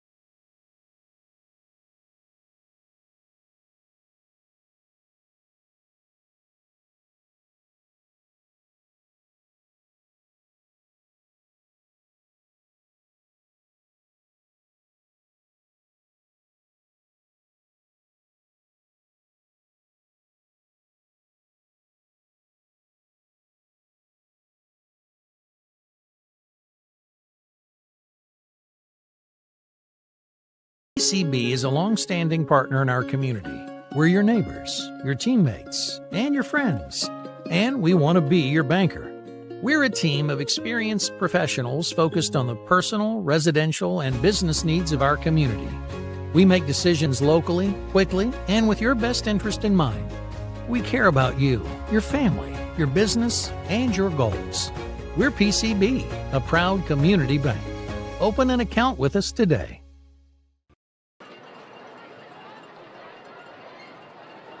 Welcome back. Getting ready to start the second half here at Hurricane as the two teams emerge from the locker room. And of course, it's homecoming here at Hurricane. And we need to say congratulations tonight to Abigail Deal, who was named the homecoming queen here at Hurricane High School this evening. But I think the guy who stole the show, we never did get his name. There was one young man who he's got to be a student at, if not the middle school, maybe an elementary school. But my man was dressed as dapper as they come, and he stood ramrod straight out there and escorted that young lady through the court. That man's got a bright future. That was pretty impressive. I wish we knew his name. If somebody does know his name, give us a give us a shout up here in the booth. We'd like to mention that because there's got to be a story there.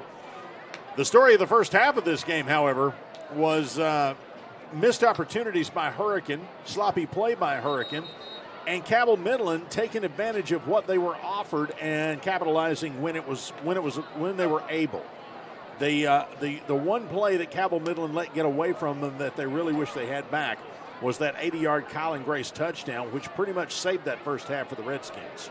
Right, Noah Velatami, the quarterback, he has not been bad, but he threw his third interception of the year. Kind of tale of two games. I know two different styles, but in Michigan, right outside of Lansing, against DeWitt in a losing effort, man, Noah Velatami, 413 yards in the air, 5 touchdowns compared to 1 interception, and he carried the ball, Chris, 20 times for 145 yards on the ground with 2 additional touchdowns. So kind of more of a sloppy, traditional high school football game here, which is not what Hurricane wants, and of course that's what the Midland sideline wants, obviously with their offense not exactly high potent, and we've seen that the downfield passing game is pretty much non-existent. Yeah, Cabell Midland has been able to pretty much run the game plan that they wanted, and that was to keep the ball as long as possible, to grind out drives, and to keep Hurricane's offense off the field. That has worked to an extent, but helping that along has been Hurricane with just sloppy plays, bad penalties, false starts, illegal procedure. You had a great first down conversion on third down, which is called all the way back. It was still a first down, but it was an unsportsmanlike conduct after the fact. You can't do things like that because those are just momentum killers, particularly when Hurricane wants to play fast. They're wanting to get that ball spotted, get back on it. Here we go again and wear that defense down and exert their will. And that was one of the keys to the game we talked about in the pregame for Hurricane, is to absolutely crush their spirit and not make them want to play this game. Well, that's not the case at all. Cabell Midland feels like that they're hanging right in here, and in their mind, I'm sure that John Ashworth told them at halftime, hey, you're still in this, and you got an opportunity to win this. So if things don't change. So we'll see how the adjustments at halftime go and whether the two teams will respond in kind. Hurricane will take the opening kickoff as Cabell Midland's going to boot it, and they're going to take it at the 10. Fumbles the football, picks it up to the 15. That's Jolly Burnett running east and west, giving ground all the way back to the 10. He gets back up to the 15, still giving ground, still not brought down. And finally, they get him down. He ran 150 yards to pick up 5. I think they're finally going to mark him down at about the 17. Jolly Burnett fielded that, dropped it, broke the rhythm, of course, of the coverage team, but then he went east and west all the way across and tried to give ground to get some, and it didn't work out. Nevertheless, Hurricanes got it 1st and 10, ball at their own 17-yard line to start this drive. And this is the opportunity for Noah Velatami and Donnie Mays' offense to get back in their groove. And if they want to go fast, here's your chance. Coming out of the break, you get a big 80-yard touchdown, and you get the ball back. This is your time. Yeah, it's also your opportunity. You go down there and you go up 3 touchdowns. Then you start thinking about breaking the will of Cabell Midland. Colin Grace is off to the left. Sidecar for Velatami. Snap back. Fake the handoff. Velatami keeps it, hesitates, moves forward, and drives ahead. Noah Velatami on the quarterback keeper. He's going to pick up about 6 yards. It'll be 2nd and 4. We've seen Velatami do it on the ground, and he did it all last year as the main running back. He can do it whenever he wants. Snap to Velatami. Throw over to the flat. It is caught by Dews. Dews up over the 15, 25 to the 30 to the 40, 45. He's off to the races. Nobody going to catch him. Tyshawn Dews takes it to the house. And just like that, after 2 plays, a 76-yard touchdown run by Tyshawn Dews after the reception from Noah Velatami. And Hurricane has added that 4th touchdown of the night. And that's just what we were talking about, the kind of you come out here and just announce your presence with authority in the second half, and that's exactly what Hurricane did. And Tyshawn Dews, as we've mentioned time and time again, he is so good off the bubble screen on the line of scrimmage where he has to pick up all the yardage. He doesn't run 5, 8, 10 yards up the field. It's all him at the line of scrimmage. He's depending on his receivers as blockers, and he got the blocks right there, and he's gone off to the races. That was an extremely quick score. 2 plays, and they're in pay dirt. Casto's extra point is up. It is good. We're only 11:14 to go in the third quarter, but Hurricane has built the lead to 28-7. You're listening to high school football on the Voice of Charleston, 580 WCHS. The right support and care, a seed can grow into a resilient plant. Recovery takes patience, intention, and a willingness to listen. Every path is different, and every story of substance use is an opportunity for transformation. When it comes to growing and restoring our communities, we need everyone to break through addiction. Learn more at backtolifewv.org.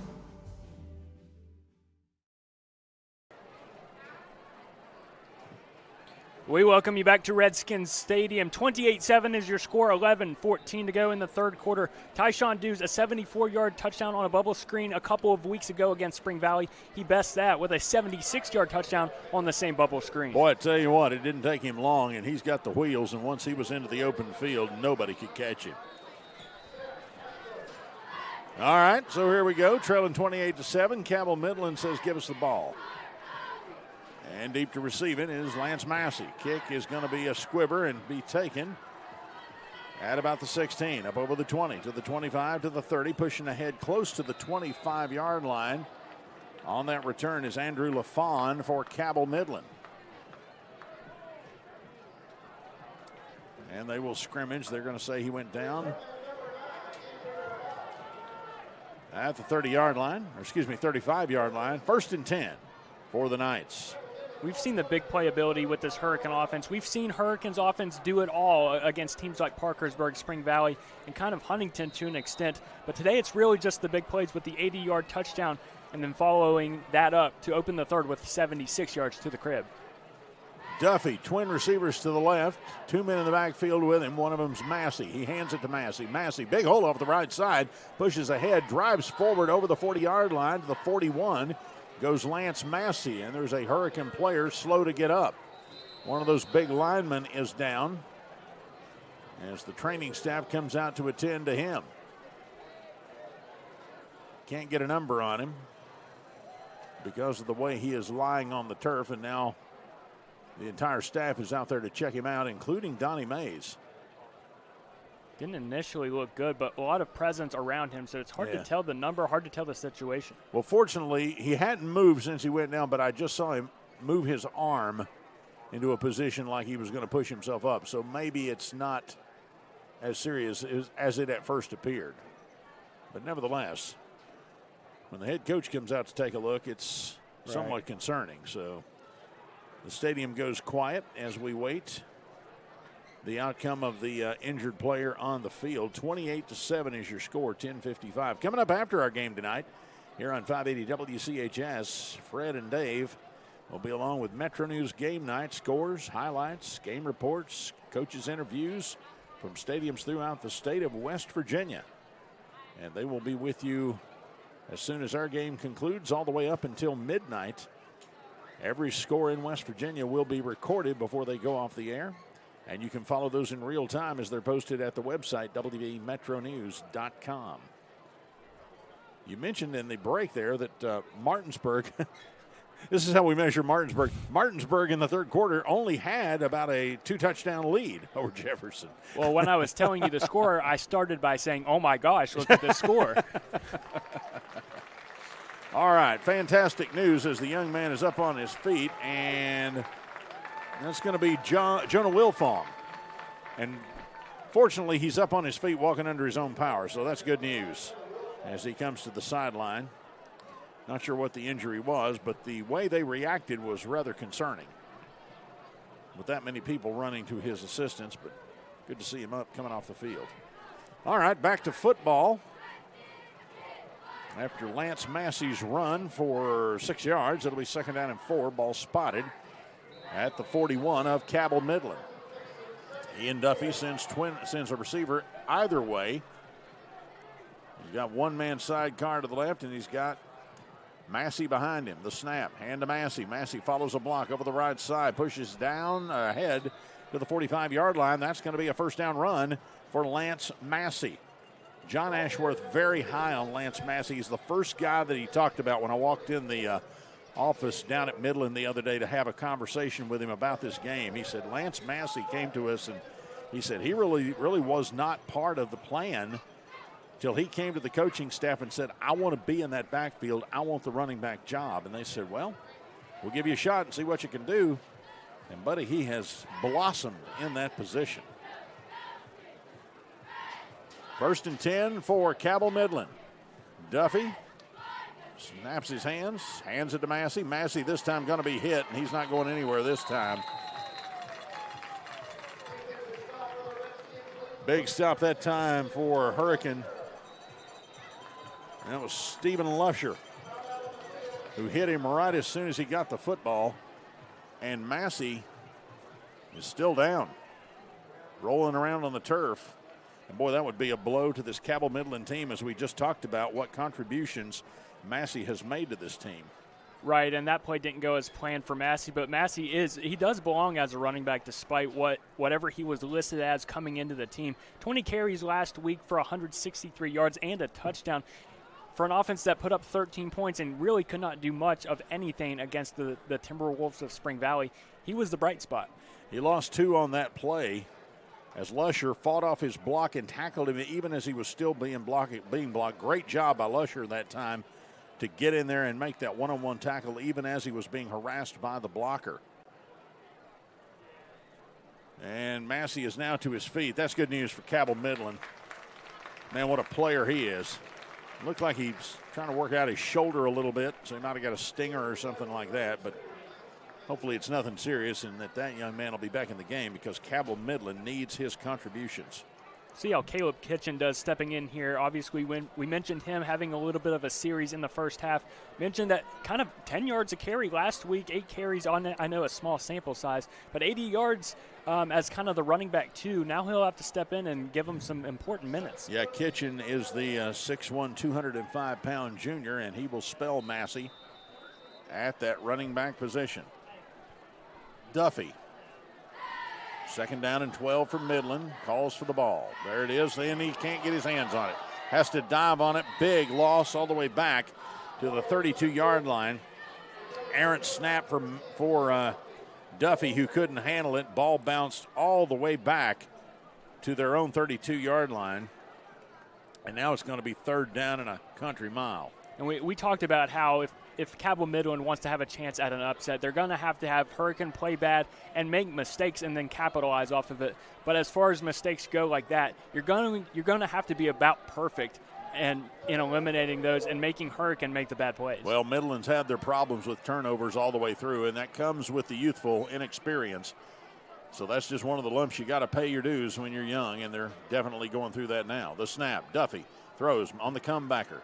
That is complete to Marcus Dean. Dean into the open field. He's up over the 50. He's got the first down into Hurricane territory at the 40 and out of bounds at the close to the 30-yard line. Marcus Dean taking it all the way down to right at Hurricane's 30-yard line. 40 yards. That's a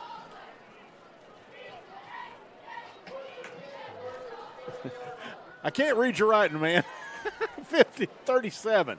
Okay, 37-yard passing catch. It's too dark up here, Chris. It is dark up here. You got to put it over here in the light. 37 yards for Marcus Dean on 3rd and a mile, but they got the first down. Here comes Midland. Duffy takes the pass, or the snap, drops back, rolls to his right. Man is there. It's nearly picked off by Hurricane. Rolling in there, diving for the football was Jolly Burnett.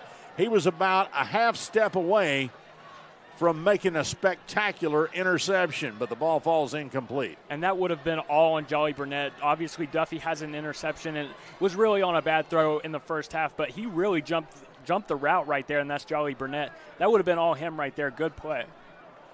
All right, 2nd down and 10 for Cabell Midland. 2nd down and 2 for Cabell Midland. Ball's at the 22-yard line. Duffy. Snap. Pitches it to Kitchen. Kitchen takes it. Turns it at the 20. He is hit and knocked down. My goodness, what a lick brought by Sean Legros.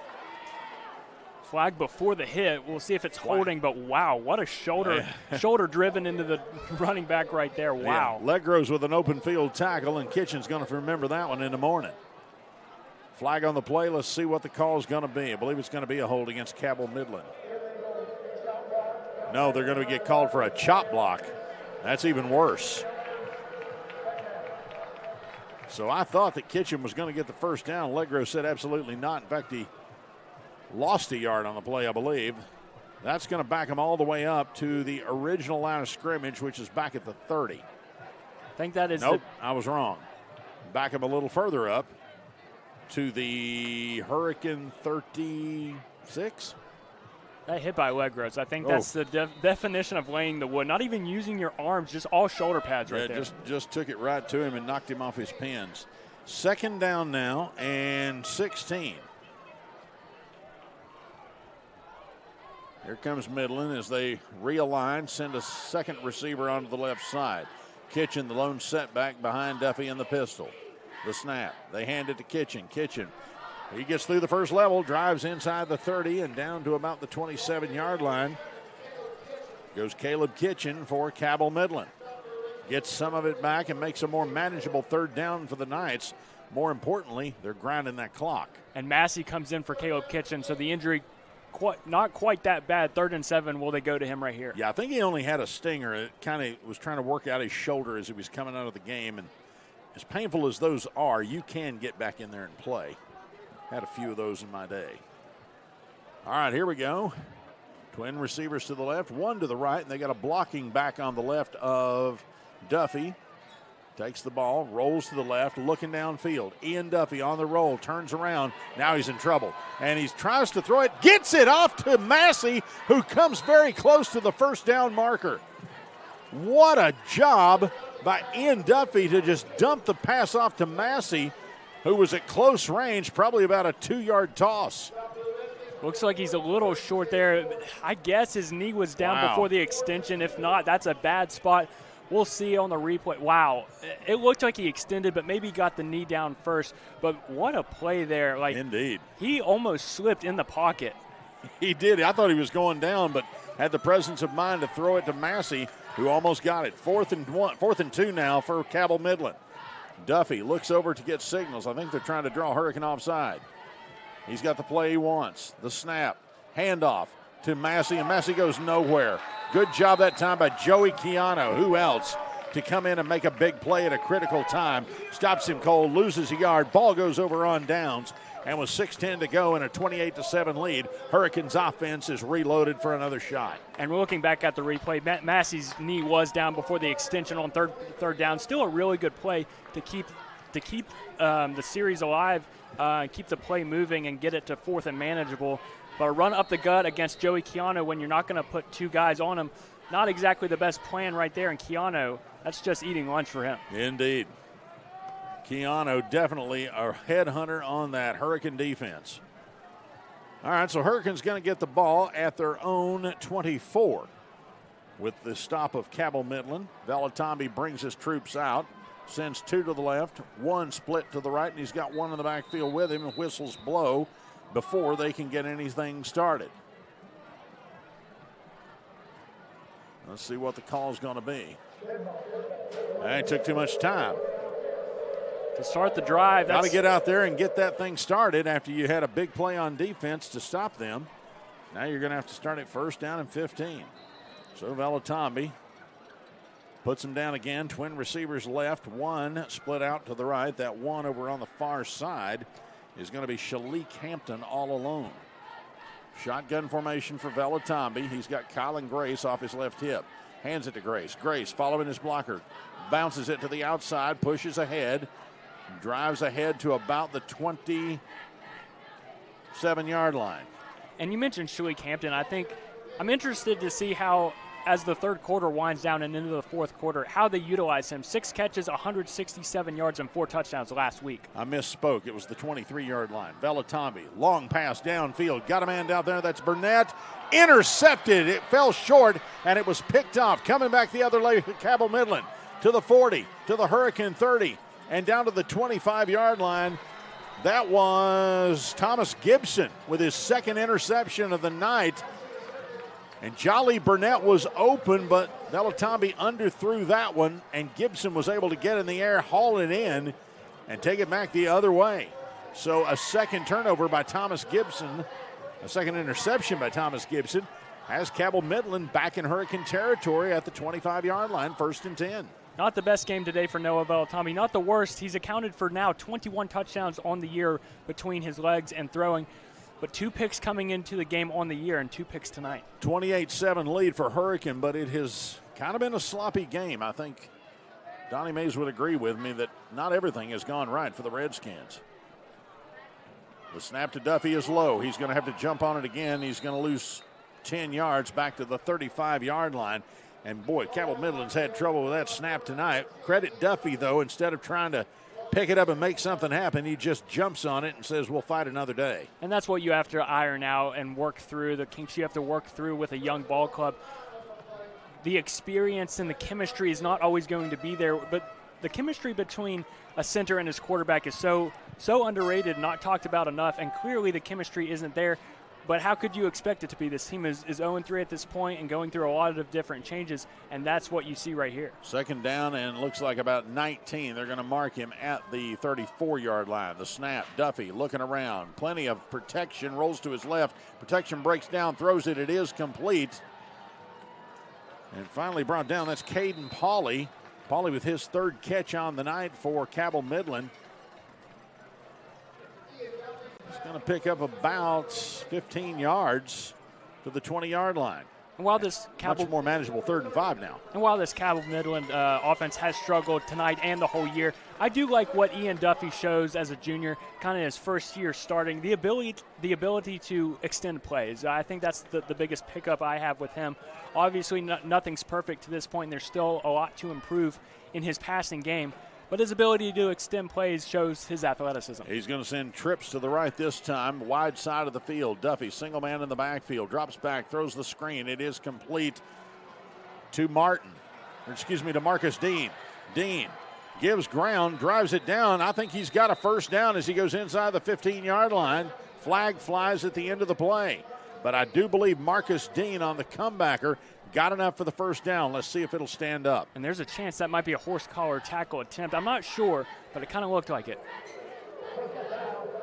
Face mask. Going to call a face mask against Hurricane. So, yeah, he got a first down, and they're going to tack half the distance of the goal on that because it happened right at the 15-yard line. So Cabell Midland's going to have it 1st and goal at the 7. So the Knights are not giving up. You got to credit them for hanging in there and fighting. They're going to take it slow right here, huddle up, and get the exact play call they want. Make sure that they don't shoot themselves in the foot with another bad snap. The last time they got down this close, they punched it in. In the backfield is Landon Taylor for Cabell Midland. He's the tailback. Duffy, the quarterback, in the pistol formation. The snap, they hand it to Taylor. Taylor at the 5, drives it down inside the 5, close to the 1-yard line. And that's Landon Taylor on the carry. It'll be 2nd down and goal. Ball spotted right at the 2-yard line. Tackle for Hurricane by Darian Davis. Davis jogging off towards the sideline. We'll see how Hurricane does it without their starting nose guard right here. Looks like Drake Lanham, one of the better O-linemen, is moving towards the ball right here. All right, twin receivers to the left. Duffy out of the pistol. Taylor in the backfield with him. He's rolling to the left, and he's going to be tracked down and sacked. Moving out of there and trying to get to the other side, but he could not get out of the grasp of Hurricane Stephen Lusher, who tracked him down and threw him for a big loss all the way back to about the 8-yard line. And it looked like Duffy had the option to kind of pitch it there. It might not have gone for much, but I do believe it was better than tacking on the odds himself. Looks like the running back right there, I'm not sure if it was Massey or Kitchen. It was a little frustrated. Taylor should have moved out a little more, and you know when you're running that option, you want to have the pitcher-catcher relationship between your quarterback and your running back to have that option. even after you've moved further down the field. Right, and you can see the frustration on his face. And that was it for Duffy. He needed to be able to pitch it and just wasn't in a position to do it. Now Massey is back in there in the backfield. They give it to Massey. Massey hits the hole, pushes forward right at the goal line, but he is not in. Hurricane holds him out. And that's going to bring up 4th down and goal right at the inside the 1 yard line. And if you're Cabell Midland, of course you're going to go for it. A good downhill run there. Couldn't get the push and the second effort to get across the goal line, but setting up a 4th and goal from the 1 yard line, you'll take it, and they're going to take their time to get the right play call. Lance Massey tried to punch it in that time. He needed 8. He got 7. Took it right down to the 1 yard line. One more opportunity here for Cabell Midland to punch it in. They trail 28-7 with 1:24 to go on a winding third quarter clock. Massey back in there in the behind Duffy in the pistol. The snap handed to Massey. Ball on the ground and recovered by Hurricane. Fumble and recovered by the Redskins back at the 4 yard line as the handoff was mishandled, and Joey Keano comes up with a recovery for the Redskins, and they thwart the Cabell Midland effort. And it wasn't a mishandled on the snap, but it looked like on the exchange. I'm not sure if Duffy had great control of it from the snap, but in the exchange, not a clean exchange at all. It wasn't on one real party there. It wasn't that Massey dropped the ball. It was kind of just moving out of the hands of Duffy already. No real chance for that one. And Keano alertly on it, so Hurricane gets the ball at their own 4 yard line. 1st and 10 for Velotambi out of his own end zone. Hands it off to Grace. Nope, keeps it himself. Nice fake. Velotambi into the open field. Up over the 20, over the 30, and up to the 40 yard line goes Noah Velotambi. Fantastic fake. Faked me out of my shoes. 35 yard pickup for Velotambi, and that's going to give him a lot more room to operate. What a run there by Velotambi. Just talking about how he hasn't established himself quite as much as usual on the ground. There it is. Here they go again. Handoff this time to Grace. Grace goes to the right side. Following blockers. Pushes ahead. Up to about the 46 yard line goes Colin Grace on the carry. He's going to pick up 6 yards. It'll be 2nd down and 4 for the Redskins. 41 seconds left here in the third period. Hurricanes got a 28-7 lead, trying to build on that. And Velotambi throwing 2 interceptions. I'm sure he's frustrated with himself, wanting to take it himself on the first play of that drive and wanting to lead his team to the end zone. Snap to Velotambi, hand off to Grace. Grace pounds it right up the middle. He's into the open field. He's got a 1st down and more. He's into Cabell Midland territory at the 40, down to the 30, and on down inside the 30-yard line goes Colin Grace. They're going to mark him down at the Cabell Midland 26-yard line. Great run by Colin Grace, who already has an 80-yard touchdown run tonight. 4 of the 5 games now, Colin Grace over 100 yards with a touchdown. Snap to Velotambi. Keeps it himself. Left side, he's going to be hit. I don't think anybody was ready when the ball was snapped that time. I know Velotambi was wanting to play fast, but nobody was set on that one, and the play triggered and flags fly. And boy, I tell you what, the official tonight has had problems with that microphone for sure. Little scuffle after the whistle right there. Not really sure. Got broken up pretty quick, but while the Zebras were trying to establish who the flag was on, a little exchanging of pleasantries right there between both sides. Yeah, and the head referee and the one who threw the flag are having a conversation while the others are trying to separate players.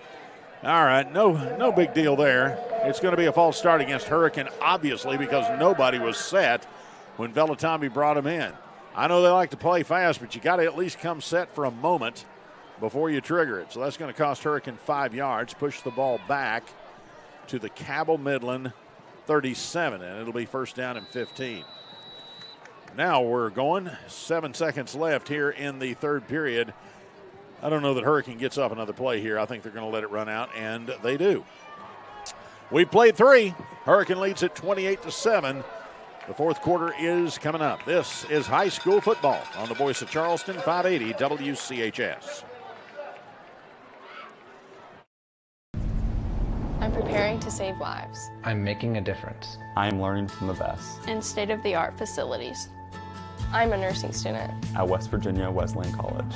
With skilled nurses needed more than ever, West Virginia Wesleyan wants to help you launch your own in-demand career. You'll benefit from a recent $500,000 upgrade to our nursing labs. Learn from expert faculty and be considered for generous scholarships. Become a nurse. Start your journey at West Virginia Wesleyan College. PCB is a long-standing partner in our community. We're your neighbors, your teammates, and your friends. And we want to be your banker. We're a team of experienced professionals focused on the personal, residential, and business needs of our community. We make decisions locally, quickly, and with your best interest in mind. We care about you, your family, your business, and your goals. We're PCB, a proud community bank. Open an account with us today. We get ready to start the fourth quarter, and Hurricanes got a 28-7 lead over Cabell Midland. Pretty big lead, but it has kind of been a sloppy game for the Redskins. Probably not their best effort, even though they are in the lead. Nevertheless, they've got the ball with an opportunity to build on that. First down and 15. Ball is spotted at their 32 at the Cabell Midland 32-yard line, and now moving left to right on your radio dial. All right, Velatombi gets the set he wants. He's got Grace as a sidecar to the right. The snap back. Fakes the handoff to Grace. Throws it deep into the end zone. Going into the corner and under it in. Touchdown is Shalik Hampton. Hampton made a great move right at the pylon. Just stopped.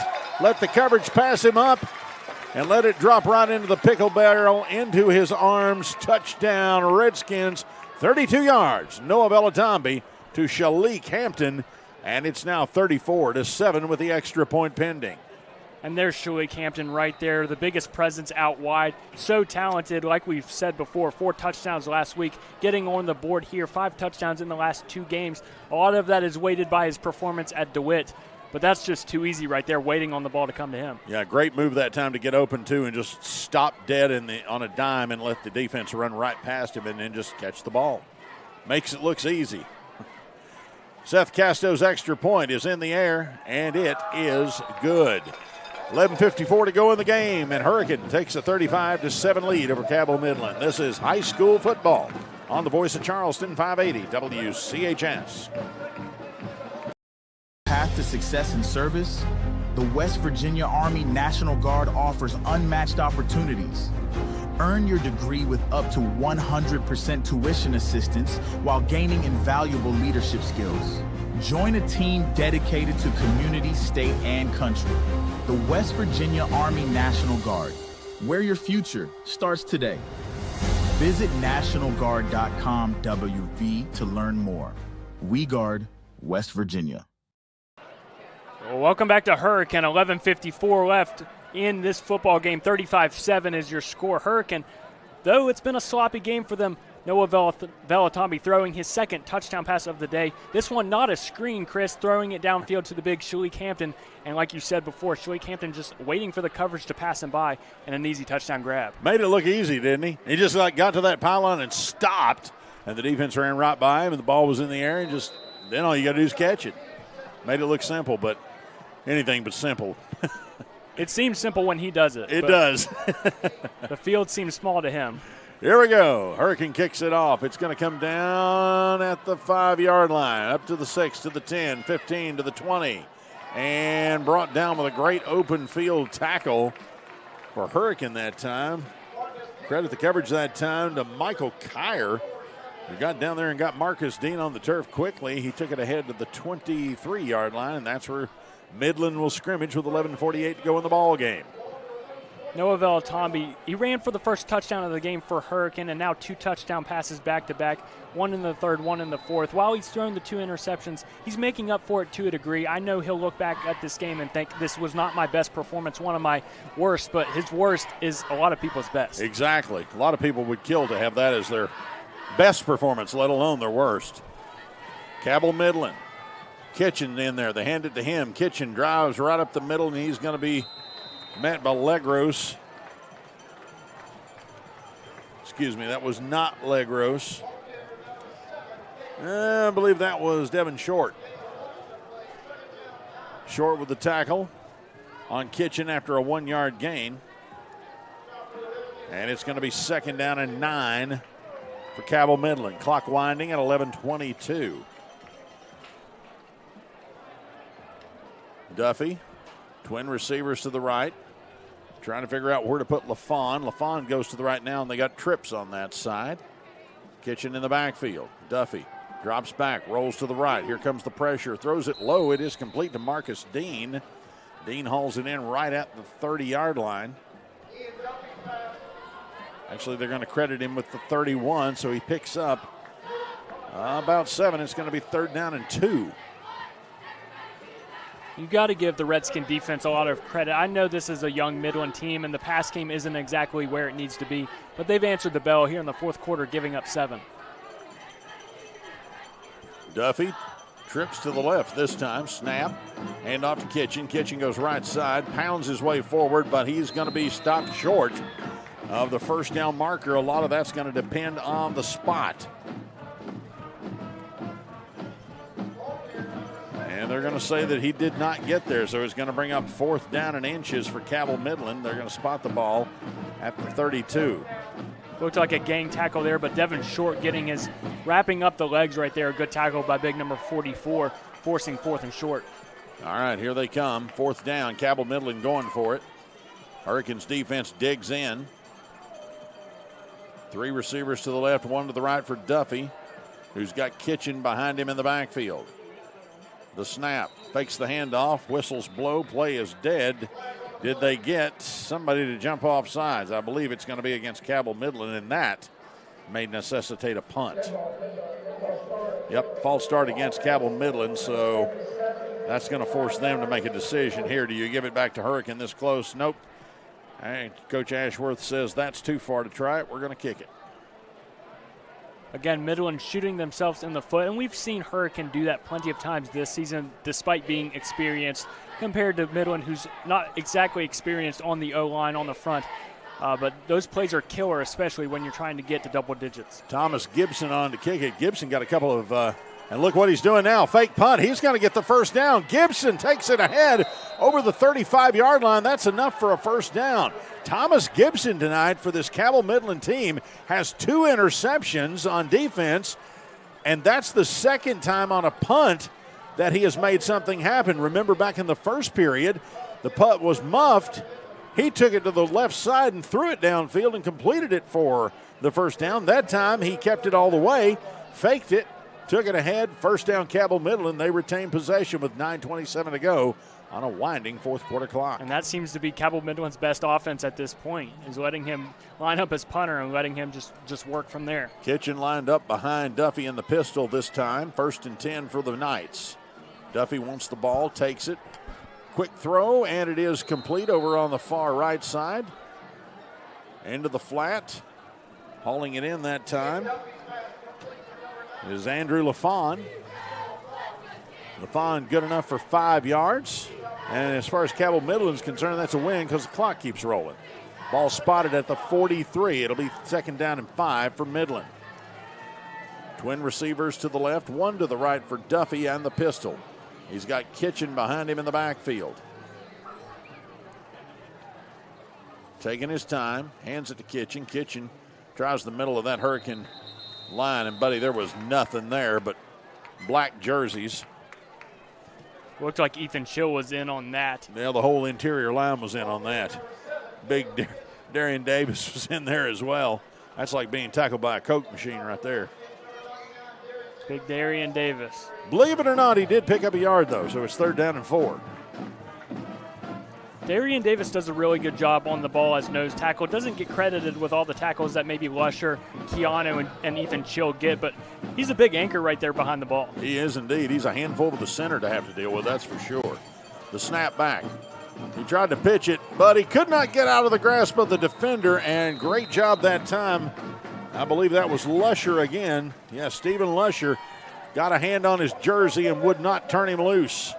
Dragged him down for a 2-yard loss. Duffy goes down back at the 41-yard line, and now it's 4th down again for Cabell Midland. Clock continuing to wind. 7:34 to go here in the ball game. Midland's going to go for this one, not showing punt.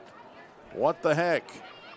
Duffy sends him out there. 3 receivers to the left, 1 to the right. He's got Kitchen behind him in the backfield. Hurricane licking its chops on defense. The snap. Duffy drops back, looking. Pressure comes. Flushed out of the pocket. Goes to the right. Throws it downfield. It is incomplete, and flags are going to fly as that ball was intended down there for Cabell Midland's Jeffrey Lewis, and he got bumped just as the ball got there, and they're going to call interference on Hurricanes defense. And that's going to give Cabell Midland a first down and keep them with the ball. Looked like Sean Hampton got there a little bit early, and he's down on the play asking for some assistance. Maybe something with the ankle there. It looked like he was going down. Oh, boy. Looked like he just kind of beat the receiver just by about a half second, bumped him before the ball got there, and that's 15 yards. Yeah, Sean's down, like you said, and that's tough for Hurricane. That's one you don't want to lose because he's such a speedster out there in that secondary, and they've started to utilize him quite a bit on offense as well. Fortunately, at least the way they are attending to him, it looks like a cramp, so that's the good news. But Lewis was down there, and the ball was coming. Credit Duffy rolling to the right and getting some air under it. Lewis thought he could haul it in. Hampton got there a little early and broke it up. Probably not a bad foul considering the fact that he not done that. It might have been complete. But as a result of the penalty, the ball is going to be spotted at Hurricanes' 44-yard line. And Cabell Midland retains possession, 1st and 10. Good news. Sean Hampton is up on his feet, walking off under his own power. I think he just had a cramp. Need to get some fluids in that young man. And while they do that, we'll go back to football. Gives John Ashworth an opportunity to give his team a couple of plays that he wants to get done, and they are in no hurry to do anything because the last thing they want to do is let Hurricane score again. The scoreboard shows it's 7-5, but with a short out here in Hurricane, that short that we've talked about how many times this year. 35-7 is your score, but it looks like 7-5 if you're here at Redskins Stadium. Yeah, somebody needs to fix that scoreboard. 35-7 is our score, but it looks like the score over at Lola Meeks Field. Here's Duffy dropping back, throws across the middle, and it's incomplete. Did one of those balls that the cheerleaders are throwing out just hit you? It didn't hit me. It hit right under the little press box here we got going on, man. I'll tell Somebody's you what, got an arm. That cheerleader's got a Velotambi-type arm. That's a long throw. I've been here for years, and I've never seen anyone throw one that far. I didn't see her drop back in the pocket. I wasn't ready for that. She launched that thing, and my man Aaron almost caught it. All right, incomplete pass. Back to the football that's happening on the field. Cabell Midland trailing 35-7 with 7:03 to go. Duffy calls for the ball, hands it off.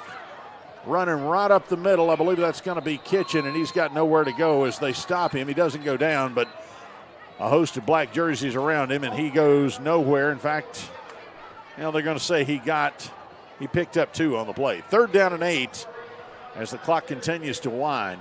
And as you can tell, things are starting to get a little sloppy in the broadcast booth here as well.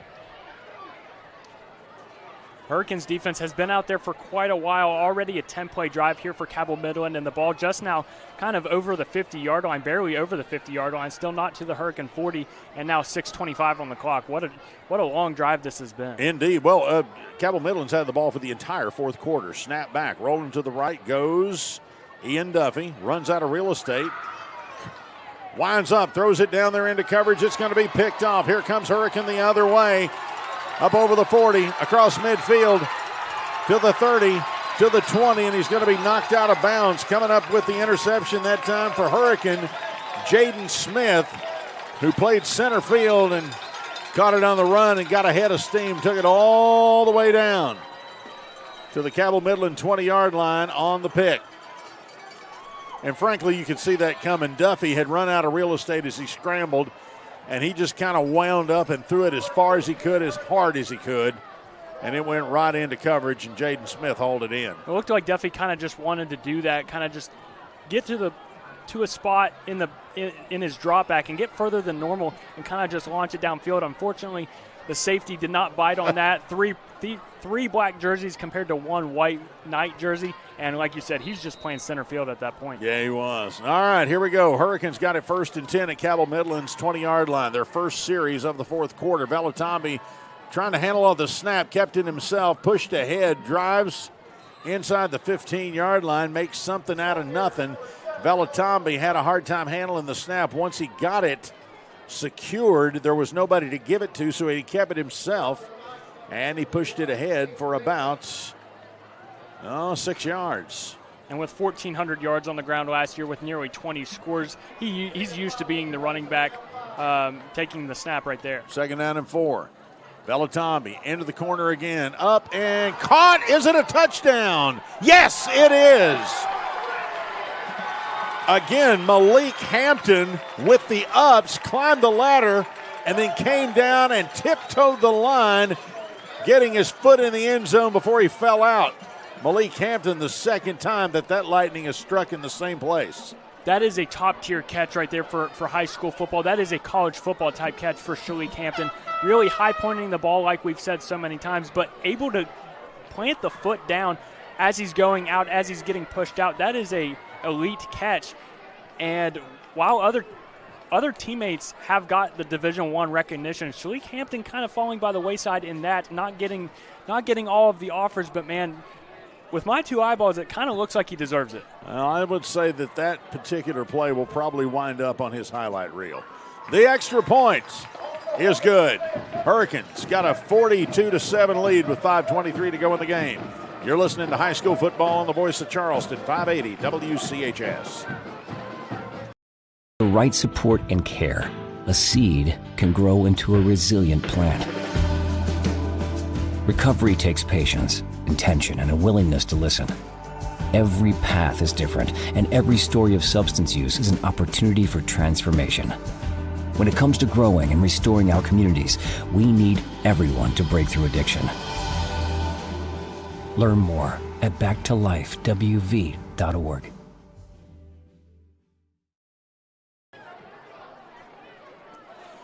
Welcome back to Hurricane. 5:23 left here in the fourth quarter. It is 42-7. Hurricane leads Cabell Midland. It's all Shalik Hampton right now.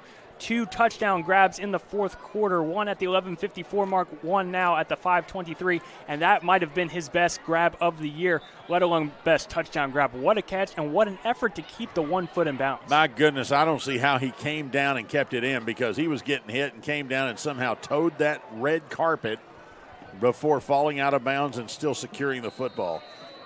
And that's twice he's done that tonight. The other one, he stopped dead, and the defender ran right by him, and he just went up and caught it. That one was even more complicated. And you can't blame the coverage on that. Oh, really, no. Step for step, and Shalik Hampton's just bigger and better. Yeah, just Hampton standing 6'3" can get up the ladder. Here's the kick. It's going to be a short one, come down at the 10, coming up to the 15, to the 20. Bending it back to the 30, over to the 35, and finally knocked out of bounds. Carrying the return that time, Marcus Dean for Cabell Midland. So 5:02 to go in the ball game here. 42-7 is the score. Hurricane in complete control now. And somewhat of a sloppy game, but in the fourth quarter here, the Hurricane has had limited opportunities, but when they've had them, they've made them count. And that was just what I was about to say, Chris. I mean, at times it was sloppy, especially the first half. And Velatombi was sloppy at times, but he really settled in. Now 2 straight great balls to Shalik Hampton. 42-7, it doesn't look like it was a sloppy game. Donnie Mays would tell you it was in the first half, but credit to Velatombi and Shalik Hampton for settling in. Yeah, they just kind of exerted their muscles, flexed their muscles, and that was all it took. Snap to Duffy. Handoff, right side. That's going to be Taylor on the carry, and Taylor gets maybe a yard before the Hurricane defense tracks him down and stops him after a 1-yard gain. It'll be 2nd down. So Landon Taylor with the carry that time. He and Lance Mansey and Caleb Kitchen sharing the duties in that backfield for the Knights this evening. 4:15 on a winding fourth quarter clock. Hurricane in control, 42-7. Coming up after our broadcast, Metro News Game Night with Fred Persinger and Dave Jekyllin. That'll have all the scores from across West Virginia. 2nd and 9 for Cabell Midland. The Knights come to the line. Duffy, pistol formation. He drops back, throws it as hard as he can into double coverage, overthrows everybody. Boy, that was not a well-advised throw to Andrew LaFawn, and even LaFawn's thinking, man, that probably wasn't the place to do it. Sean Legros was down there, who's just a ball hawk in that secondary. and that's what we've seen with Duffy, dropping back and throwing downfield. Doesn't often throw it to the right shoulder of his receiver and doesn't often see the safety presence, so he's throwing in double or triple coverage a lot of the time. That is what he has to work on as he moves forward and progresses, is throwing the ball downfield. But I like his ability to extend plays and his athleticism. He just has to get better in the drop back. All right, pistol formation for Duffy. 4-man front for Hurricane. Low snap. Duffy handles it, and then he gets handled himself. Lusher's back there immediately to put him on the turf for a loss. Stephen Lusher, who has lived in that Cabell Midland backfield, throws him for about a 4-yard loss. It's going to bring up 4th down and about 12. The Hurricane defense really standing tall in the second half. Obviously, giving up the score late, but Kyle and Grace really helping them out before going into the locker room, and it's been all dominance for the Hurricane front and the Hurricane secondary. Here comes Thomas Gibson to punt it. Hurricane's not going to buy that. They're not even sending anybody deep. They got straight defense, buddy. After he's burned them twice, they're not going to give him an opportunity again. The snap. This time he puts his foot into it. There's nobody back for Hurricane, and it's going to take a Cabell Midland bounce, sort of. Looks like it's going to roll down inside the 25 to the Hurricane 21-yard line, and that is where this drive will start. So with 2:11 to go, the clock continues to roll because the score is 42-7. And, of course, they don't stop the clock once you've reached, I think the threshold is 35 points. And the clock continues to roll here in the fourth quarter. Minute 57 and winding. And Hurricane still got their ones in there. Sending them back out. A.J. Gregory is going to be in on this series for Hurricane. Vellatombe still in at quarterback. I see Shalik Hampton split out to the right. Tyshawn Dews and Jolly Burnett over on the left side. Vellatombe calling for the ball. Snapped. Hand off to Gregory. Gregory hits the hole, pushes ahead, driving forward, gets away from the tackler, up over the 30, over the 35 and out to the 40-yard line. Goes A.J. Gregory. That's going to be a 20-yard pickup for Gregory. And the fact that he is Donnie Mays' backup shows how high potent this offense is. He's a really good running back. He knows how to run and run downhill and run off of his blockers. I mean, it's hard to compare anybody to Grace at this point. He's been so good over his last 3-4 games, honestly the whole season. But A.J. Gregory, too, stepping in and getting that second touchdown run, first touchdown run of the season, second touchdown for Hurricane today, making it 14-0. They stop the clock with 1:10 to go in the ball game. Elijah Pratt from Cabell Midland has an injury. The trainers come out. He never went down. I think it's an injury to an upper extremity, but now he's trotting off the field. They stop play for him to be attended to. He's okay as he heads back to the far sideline. All right, time to play ball again. Hurricanes got it 1st and 10 at their own 41-yard line. And we're now inside of a minute to go in the game. Redskins in complete control. Vellatombe, shotgun, snap. Hands it off to Gregory. Gregory pushing it through. He's going to be brought down after about a 5-yard gain. And on that stop for Cabell Midland was Cade Baker. 37 seconds to go. Hurricane trying to play fast again.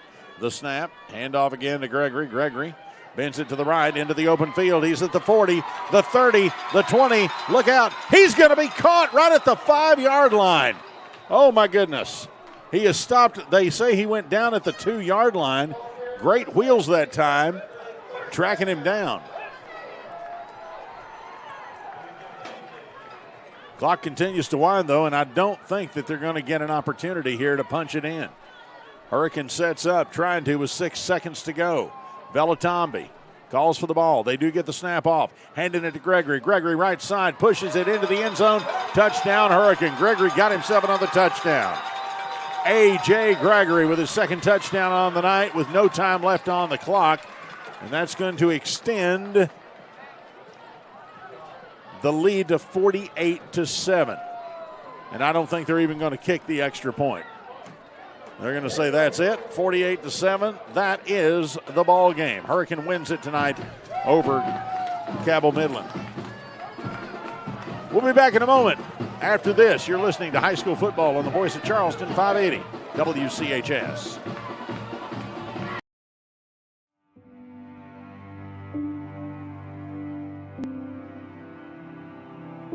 Where is home? Home is where we live, work, and play. It's in the small, quiet moments and the memories we capture. For 35 years, we've been here with you, building home together.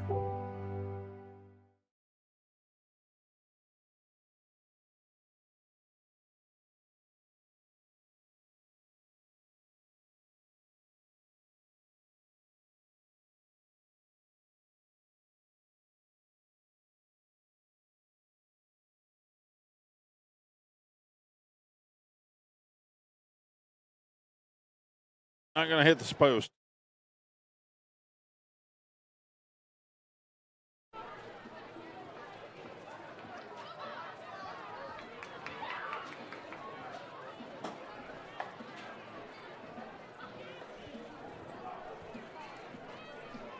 Chris Lawrence here with Aaron Parker on 580 WCHS. Hurricane wins it tonight 48-7 to go in 3-2 on the season. Cabell Midland falls to 0-4 on the season. Time to name our George Watson Capital Federal Credit Union Player of the Game. I'll go with you on this one, Aaron. When you said that Shalik Hampton on that last touchdown made himself the player of the game, I think you're exactly right, because he had 2 touchdowns in that corner of that end zone that were just amazing. And you can go a lot of different routes here. A.J. Gregory, 2 rushing touchdowns. Kylan Grace, 150-plus yards on the ground with the 80-yard score. And Velatambi, 4 total touchdowns. But Shalik Hampton, 2 fourth-quarter touchdown grabs, asserting his dominance in the right corner. And that last catch, really, the nail was likely already in the coffin already, but he did it right there and got 1 foot down and made an elite-level catch, something that might garner him some offers. I believe he's the player of the game. You can go a lot of different routes, but Shalik Hampton, wow, what a performance. Yeah, so we're going to name Shalik Hampton our George Washington Capital Federal Credit Union player of the game. Hurricane wins it tonight 48-7. Next up for them, we will be with you next Friday night down at Crawford Field in St. Albans as the Redskins go on the field to take on the Red Dragons down at Crawford Field. So that's going to wrap up our broadcast tonight. Many thanks to our producer back at Studio Control. That would be Jeff Hollywood Petty. Also to Josh. And what was the other guy's name? Cade. Josh and Cade, our producers here from Metro News Television. And for Aaron Parker, I'm Chris Lawrence telling you the final score tonight, 48-7. Hurricane wins it over Cabell Midland. Game night is next here on 580 WCHS, the Voice of Charleston.